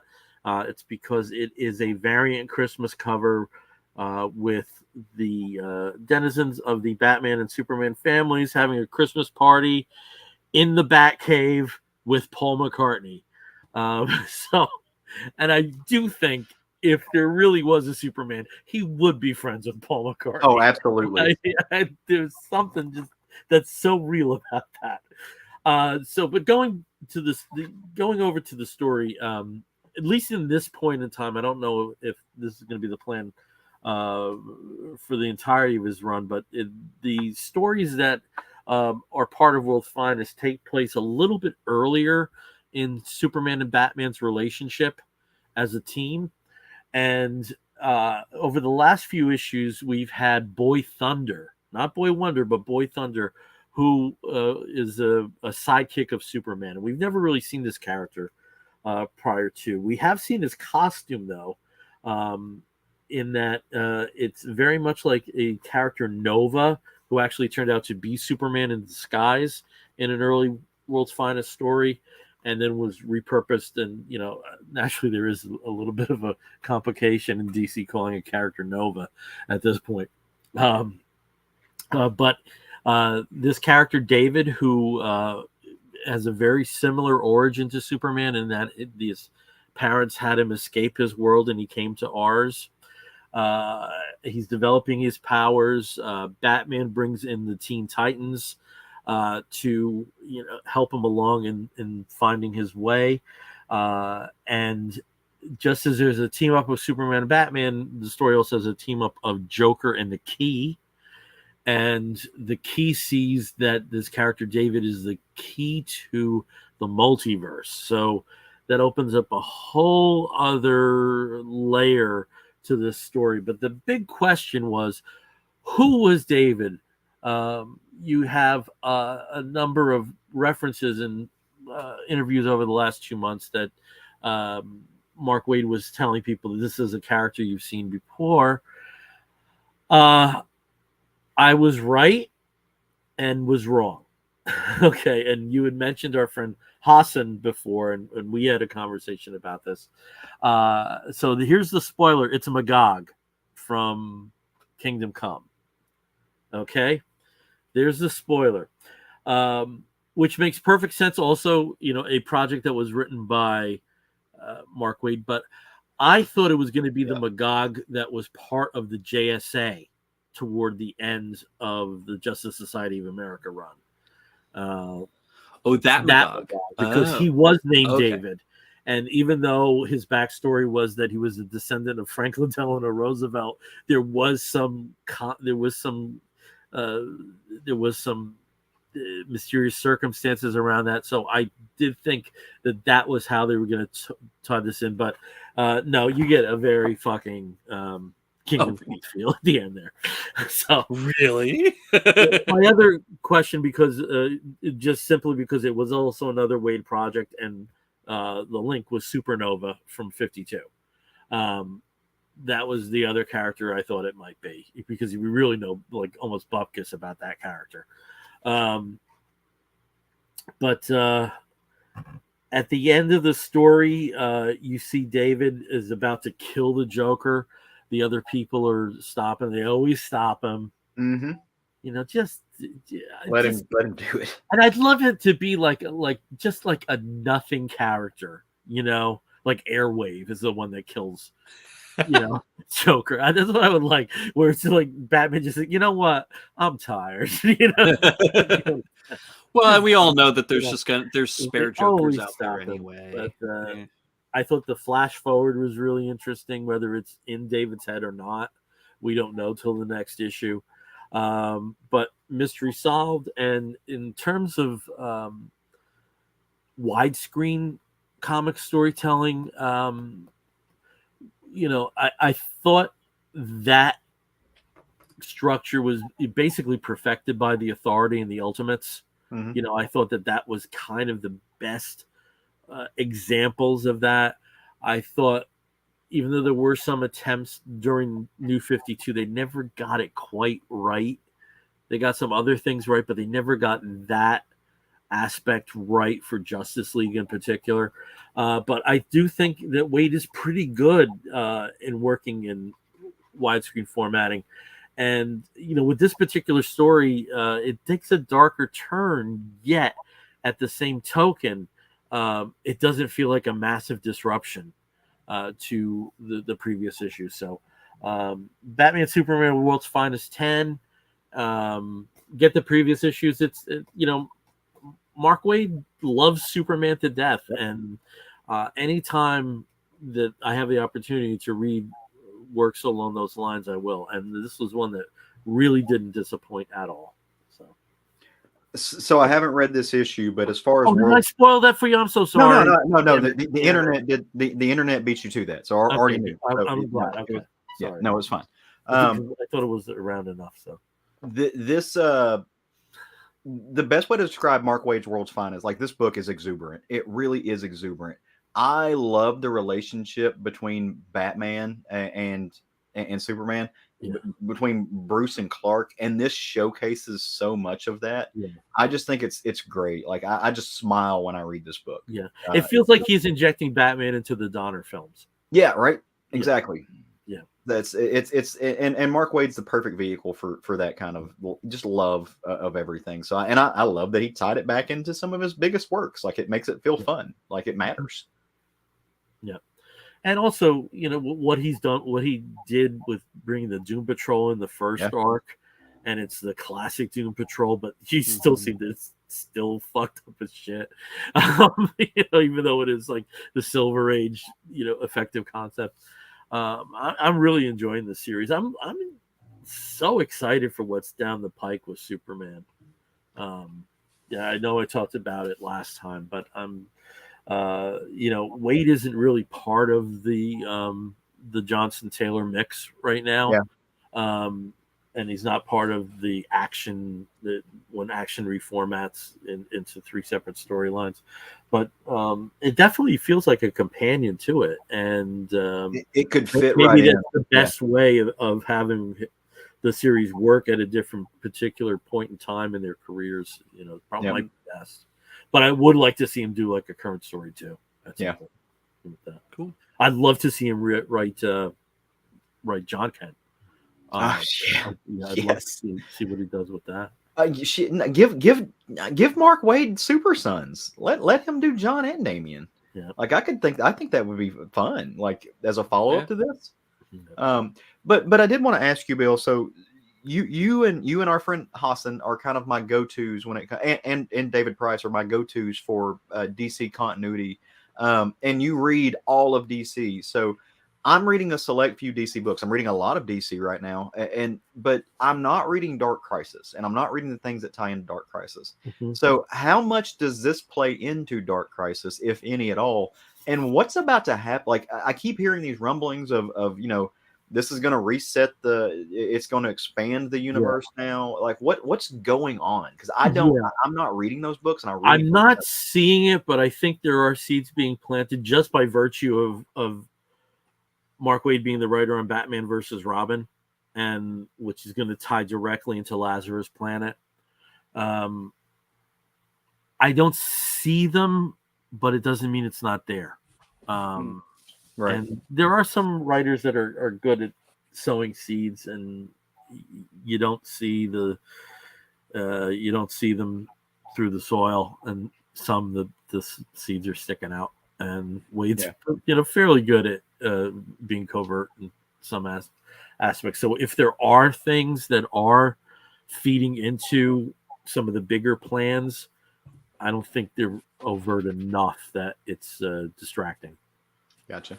So, well, we'll see. I mean, if Pandora shows up in the background of something, then Pandora's dead, dude.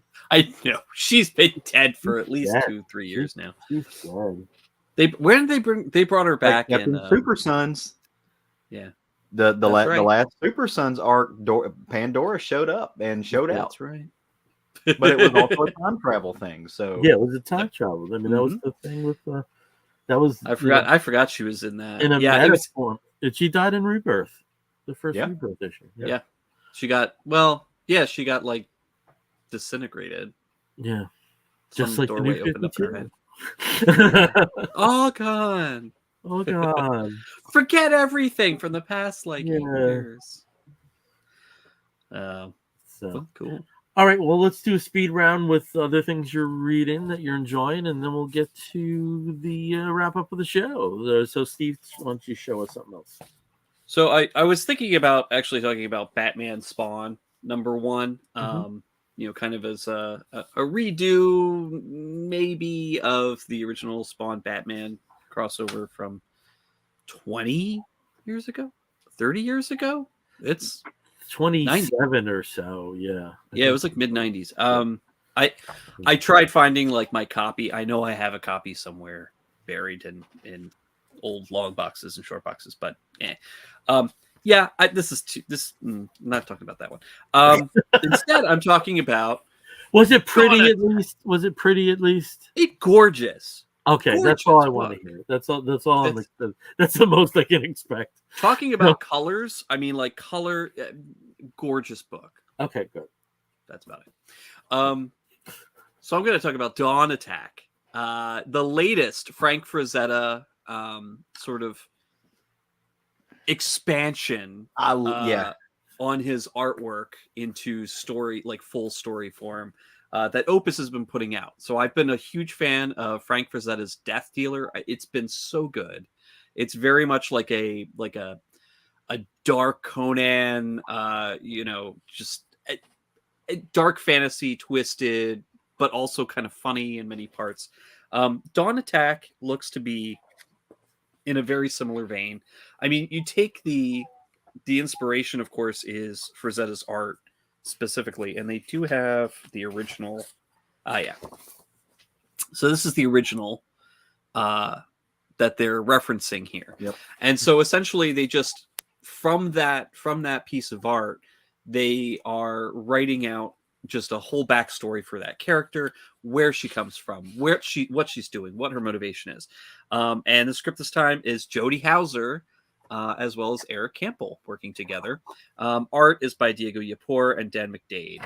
And, it is fantastic. It's a little bit, at this point, we're not really sure what happened, but Dawn and like her whole, the princess and her people are stuck on what seems to be a pretty primitive world. They have a fortress that they're keeping themselves safe with, but their food is running out. Their ability to keep themselves safe is a little bit tenuous, and these evil, creatures, these sort of ape men, mutant ape men, are coming closer. And the one person that's missing is the king. So, the princess's father has been missing for 2 years. He was trying to find a way to save his people and disappeared. And so her motivation now is to try and find him. And she's trying to keep her people together until he returns. But thankfully, with the help of her lover / general and his sister, who is, of course, a massive genius, she found a working attack ship, which is, again, kind of the mix of fantasy and high sci-fi here. They find an attack ship that will allow her to leave the planet and go out into the galaxy to try and find her father. And, either his battle cruiser or maybe something else that can possibly save her people. And it's just a really cool story. I mean, again, they're just going off of these beautiful pieces of Frazetta art that are just classic. I mean, you can see him painted on a van in 1973. Mm-hmm. Like, it's that kind of, that kind of art, that high fantasy mixed with like heavy metal style, sort of sci-fi or whatever. Just very beautiful, kind of like very, European comics, or metal album cover art in the 80s. Yep. Like all of that just ties in together. And taking that and making a story that's readable, that's fun, that's exciting. I've been really enjoying what Opus has been putting out here, with a lot of their other books as well that are more, band themed and music themed. But with this, I mean, it's just taking the art itself as the inspiration and running with it. So yeah, pick it up if you've been reading Death Dealer. Pick this up too. It's fun. It's a fun companion book, even though it has nothing to do with Death Dealer, but it's still similar concept, just done cool. So okay, over to Caleb. Tell us about another book there. So. All right, I'm gonna bounce over to Image, and the book came out the past 2 weeks that I really enjoyed. I fell in love with. I'm intrigued by it, and I picked it up on a whim because I like the writer, and it's written by W. Maxwell Prince, who wrote a book called Nowhere not too long ago, and I loved it so much I had to reach out and buy a page from it. So it's a similar vein with this. Like I want some of the art from it. But pencils and inks are by Martin Morazzo, colors by Matt Lopes, and then backup colors by Chris O'Halloran. There's a little story in the back. Letters by Good Old Neon. I don't know who Good Old Neon is, but great job. You lettered the hell out of the letters. Congrats. No, I'm not. Yeah, I'm not meaning to diminish that in any way. They did a really good job. So it was a fun book. I like W. Maxwell Prince because he's kind of a surrealist writer. If you read Road to Nowhere, same. It's weird. It's spectral. There's all kinds of things happening. This book is no different. So what happens in this book? Well, there's a gentleman giving a tour through the Louvre, and of course everybody's coming up on, what do you think about the Louvre? You think about the Mona Lisa, this gorgeous piece of art, very small, but they're getting ready to take pictures of it. When all of a sudden somebody's like, well, hey, I thought both of her eyes are supposed to be open, and they turn around and look at it, and Mona Lisa's winking. What this leads to is a detective getting called in, and this detective is part of this art investigative phenomenon team. And things have been happening all over the world. Somewhere over in, Tulsa, somebody who was obsessed by Cézanne got murdered, and there was this image carved into his chest. Somewhere else, another murder happened. Two individuals were fighting over a Warhol-esque painting, and one of them had the same symbol. So there is this phenomenon happening. So they have to call in this art paranormal detective, so to speak, and it's this individual that they lovingly call Art Brute, and that is the name of the comic. Art Brute, so named. So really fun play on words. Art Brute is a person. He is at the moment where they go to get him, he is stuck inside an asylum for the mentally insane, and he is being overly medicated to keep him calm or whatever, to just subdue whatever goes on in his brain when it happens. But he's painting when they walk in, and he's explaining that, well, hey, look, this is me writing the whirls, and it shows him inside a very Van Gogh-esque Starry Night depiction where he's writing these things. And they're like, well, hey, we need your help. Only you can do this. And he was like, well, yeah, but in order to do this, you're going to have to get me off of these meds and just let me loose on it. I need to go to the Louvre. And so they do the paperwork, and now the great paranormal art detective Art Brute is on the case.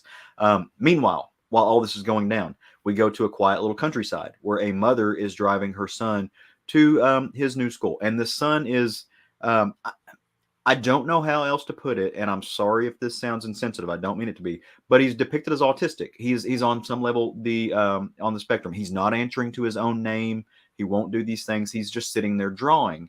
And while they're writing down there, they show one of his drawings, and it's a very, very good depiction of Picasso.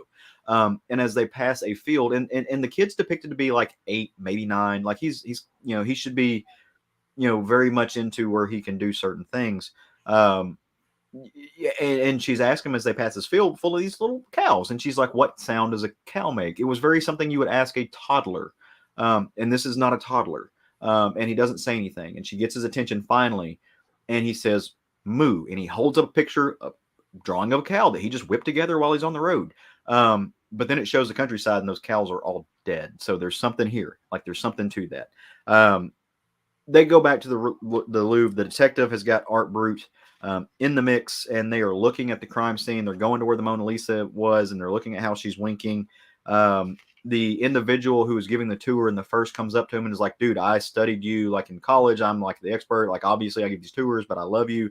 Right about that time, bullet, cranium, explosion, brain, guy's dead. And you turn around and there is a devious mastermind criminal who's very much just Andy Warhol. I don't know if you guys can see that or not. And all kinds of hijinks ensue. Shots get fired. Art Brute grabs a detective. They dive into the Mona Lisa. Very much an Inception kind of thing. Just kind of really cool notion. And he takes her inside the world behind the canvas where they have to figure things out from there. book ends with mom and kid going in there, and he's happy at his new school, and he's getting to draw. But we all know there's going to tie in to be some supernatural elements to it here. Again, I like surrealist comics. I like this kind of world. I like these things that, that show you the ripples and the magic that can be in comics. This is very cool. It's produced by Image. Check out Art Brut. W. Maxwell Prince is becoming really, really one of my top tier writers, even though he's got a very limited, small amount in his library. And the backup story that's colored by Chris O'Halloran, Art Brut has a little mannequin called Manny, and it's the adventures of Art Brut and the mannequin. So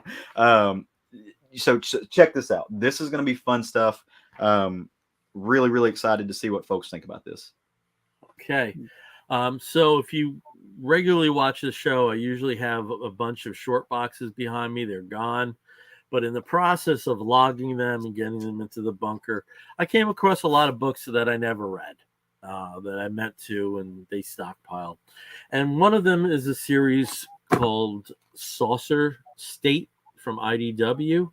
And if the saucer part is somewhat familiar to Vertigo fans, it's because this series started life as Saucer Country, written by Paul Cornell with art by, what Kelly is he? Ryan Kelly. Sorry about that. Almost said Tom Kelly. Jesus. Saucer Country dealt with Arcadia Alvarado, who at the time was the governor of New Mexico, and of Hispanic origin. And she and her husband at the time, by the time the series is in motion, he's actually her ex-husband, were abducted by a UFO.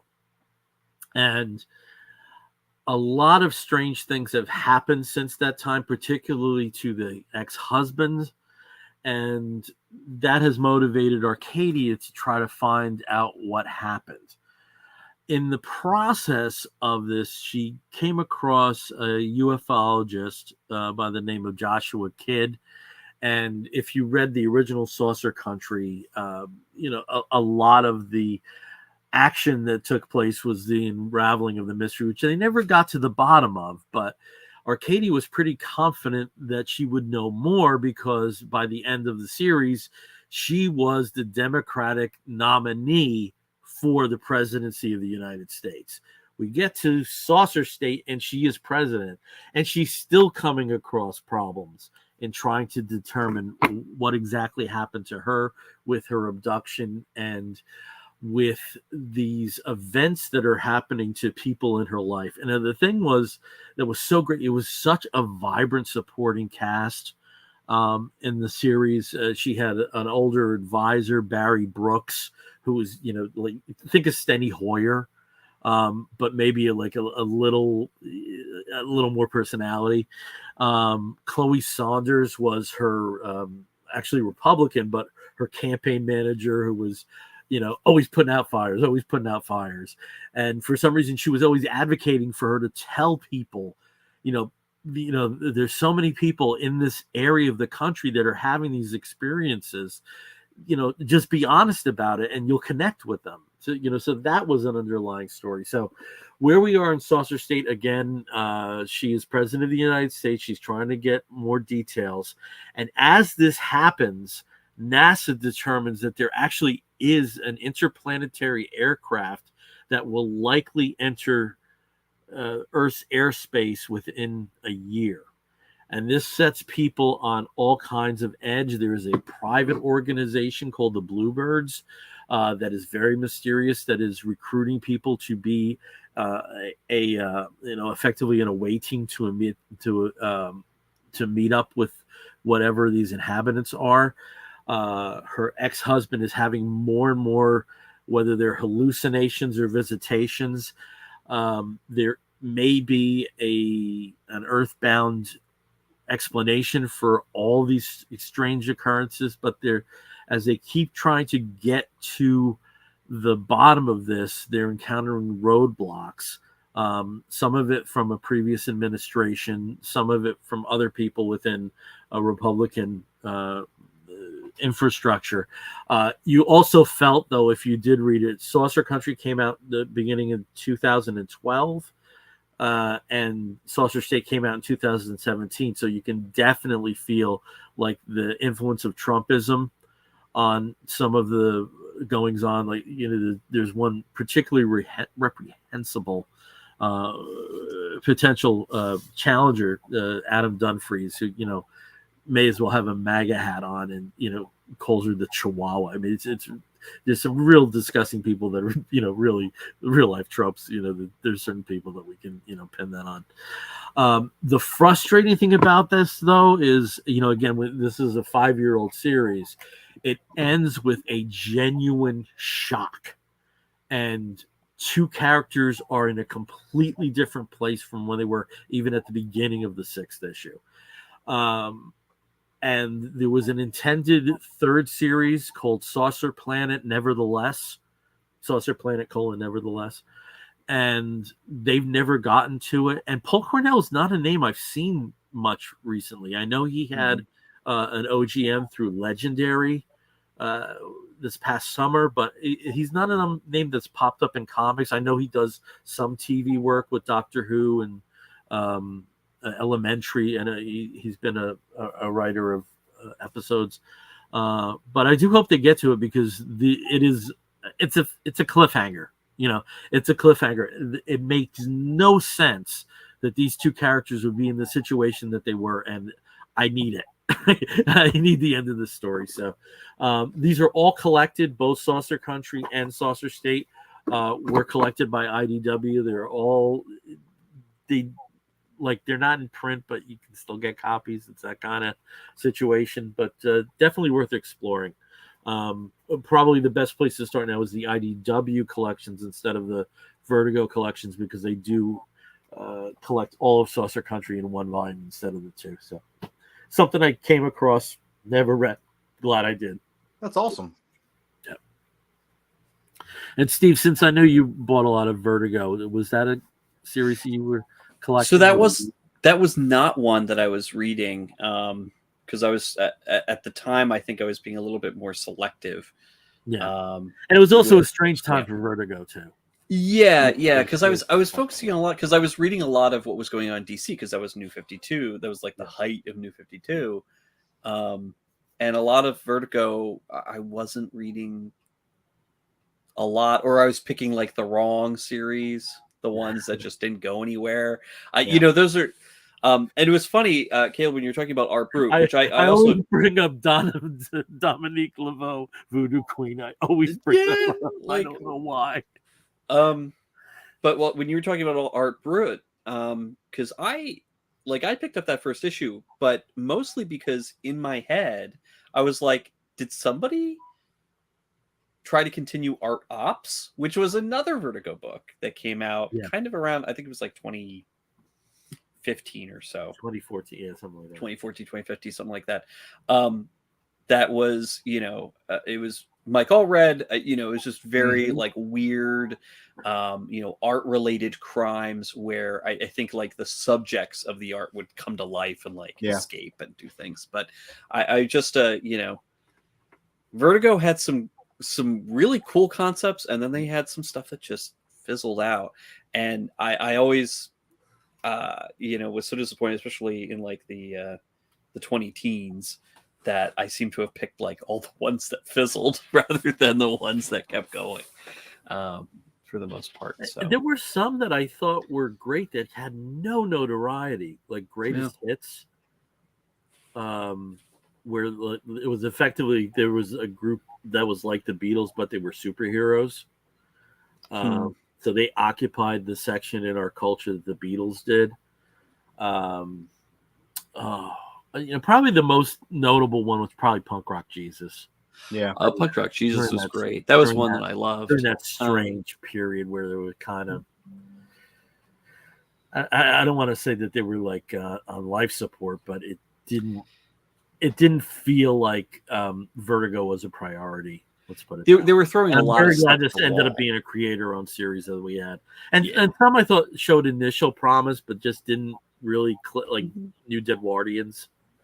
I mean, but it completed almost there, but just not quite. There were some very interesting things. In fact, I'd be really interested in going back now and rereading some of those series, because there was a period where, I did get everything that Vertigo was coming out with, because I was hoping that they wouldn't, just collapse.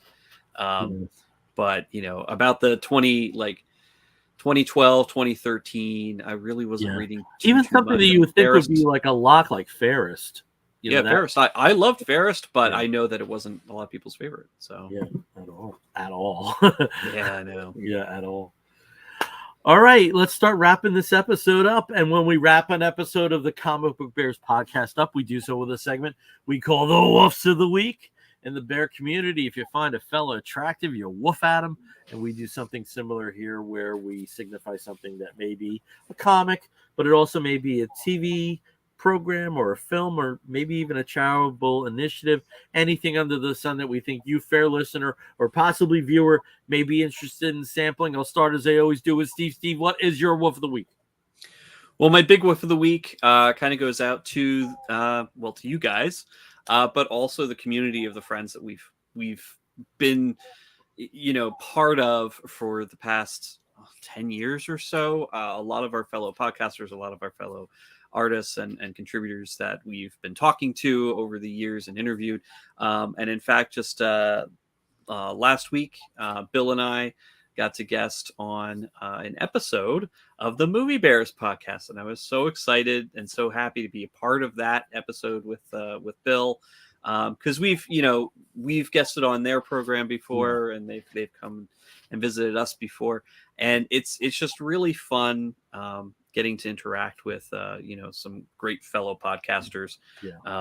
And we got to talk about our favorite Christmas movies, and get to hear, of course, all the other favorite Christmas movies that the other contributors, because there were a lot of people that came in and visited with the Movie Bears. So it is out if anybody wants to have a download and listen to that. Definitely wanted to boost that, not just because we're on it, for our segment, but also it's they're a great group of guys.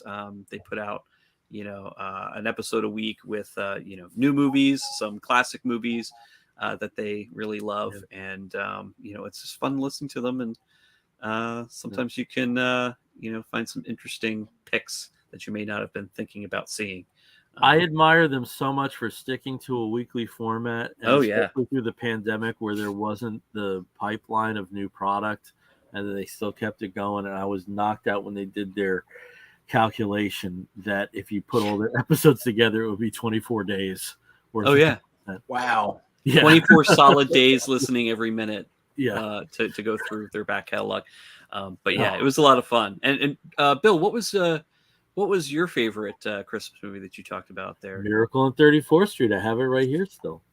Oh, yeah. Number two is The Ref, though. Number two is The Ref. Absolutely Dennis Miller. Dennis, not Miller. Dennis. God, why can't I think of his name? Dennis. And it's with Kevin Spacey and Judi Davis. Yep. And what's his face? Dennis. I mean, he was just man. Anyway, that's a great movie. I agree. Oh my God, I can't think of that. I gotta know. I can't screw this up here. It's gonna Dennis be Leary. Dennis Leary. I could not think of those two of them. And but certainly the funniest Christmas movie ever made.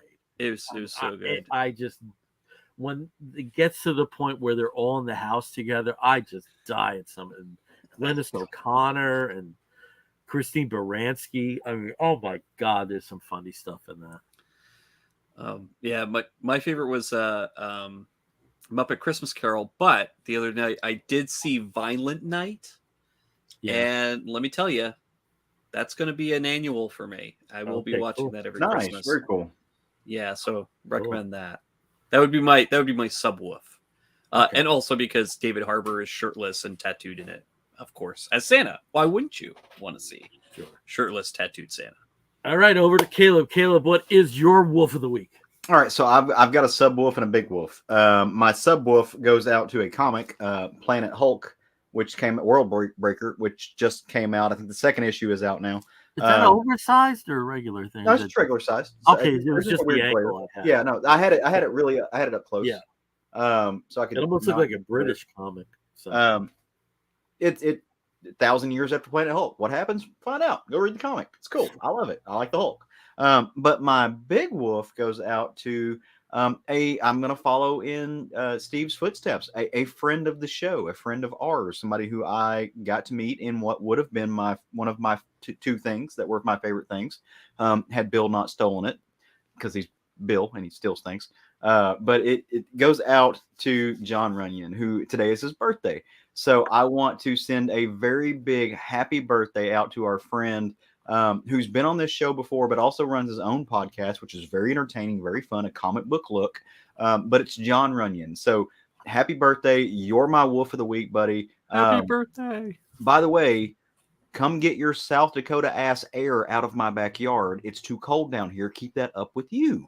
So, but yeah, he's my wolf of the week. Comic book look, John Runyon. Happy birthday. Okay. I have, like you two, I have a main wolf and a sub wolf. So my main wolf is a film. Just as Steve watches a ton of television, I watch a ton of documentaries. Mm-hmm. And I came across this documentary and it really connected with me. The name of the movie is Barbara Rubin and the Exploding New York Underground. Barbara Rubin was an avant-garde filmmaker, but she also had other roles within the avant-garde community. She was a friend of Bob Dylan. She's actually in the back cover of Bringing It All Back Home. And she was also one of the people that was brought in to help nurse Bob back to health after he had his motorcycle accident in the mid-'60s. She was absolutely in love with Allen Ginsberg and had a long-time friendship with him until that went a bit south when they collaborated on basically a retreat for poets. She was deeply in love with him, and with Allen Ginsberg's history, that was time wasted. But most importantly, she introduced Andy Warhol to the Velvet Underground, changing history in various ways. But her story is so interesting beyond her connections. She was a woman avant-garde filmmaker, and though you think that would have been an area where women could make substantial gains, it still was male dominated. And she really was like a lone voice within the factory system. And when I mean the factory, I mean Andy Warhol's factory, because it all seemed to tie in, with the other people that operated in that area, like Malanga and Joe D'Alessandro. And she also had an interest in mysticism, which led to an interest in Kabbalah, which led to her becoming an Orthodox Jew. And to go from Andy Warhol's factory to Orthodox Judaism is a pretty big leap, but not in her head, because she saw the ties to Buddhism and she saw certain things, and she somehow found a way to reconcile the really low stature that women have in that area, and found her own way, and had a store and still kept in touch with some people. But then she went off to effectively an ascetic commune in France and died under mysterious circumstances after having her first child. It's a fascinating story, and I knew nothing about this woman at all. Maybe a reference or two in Victor Bockress's book about the Velvet Underground. I never heard any of this stuff. And that's the purpose of good documentaries, to expand your understanding of potentially secret histories. So if you want to see it, it's streaming free on Tubi and Roku TV, Barbara Rubin and the Exploding New York Underground. And just as you gentlemen personalized your sub-woofs, I'm doing the same, but maybe not from such an exuberant stance because we all know certain people who are dealing with a lot, whether it's them or family members. And I just wanted to say to our missing host, Brian Pittard, and EOC Communities, Rick Savage, and especially our good friend Wendy Freeman, that we're thinking about you at this time, and hope that everything from this point on is better news than you've been contending with over the last few days. Absolutely.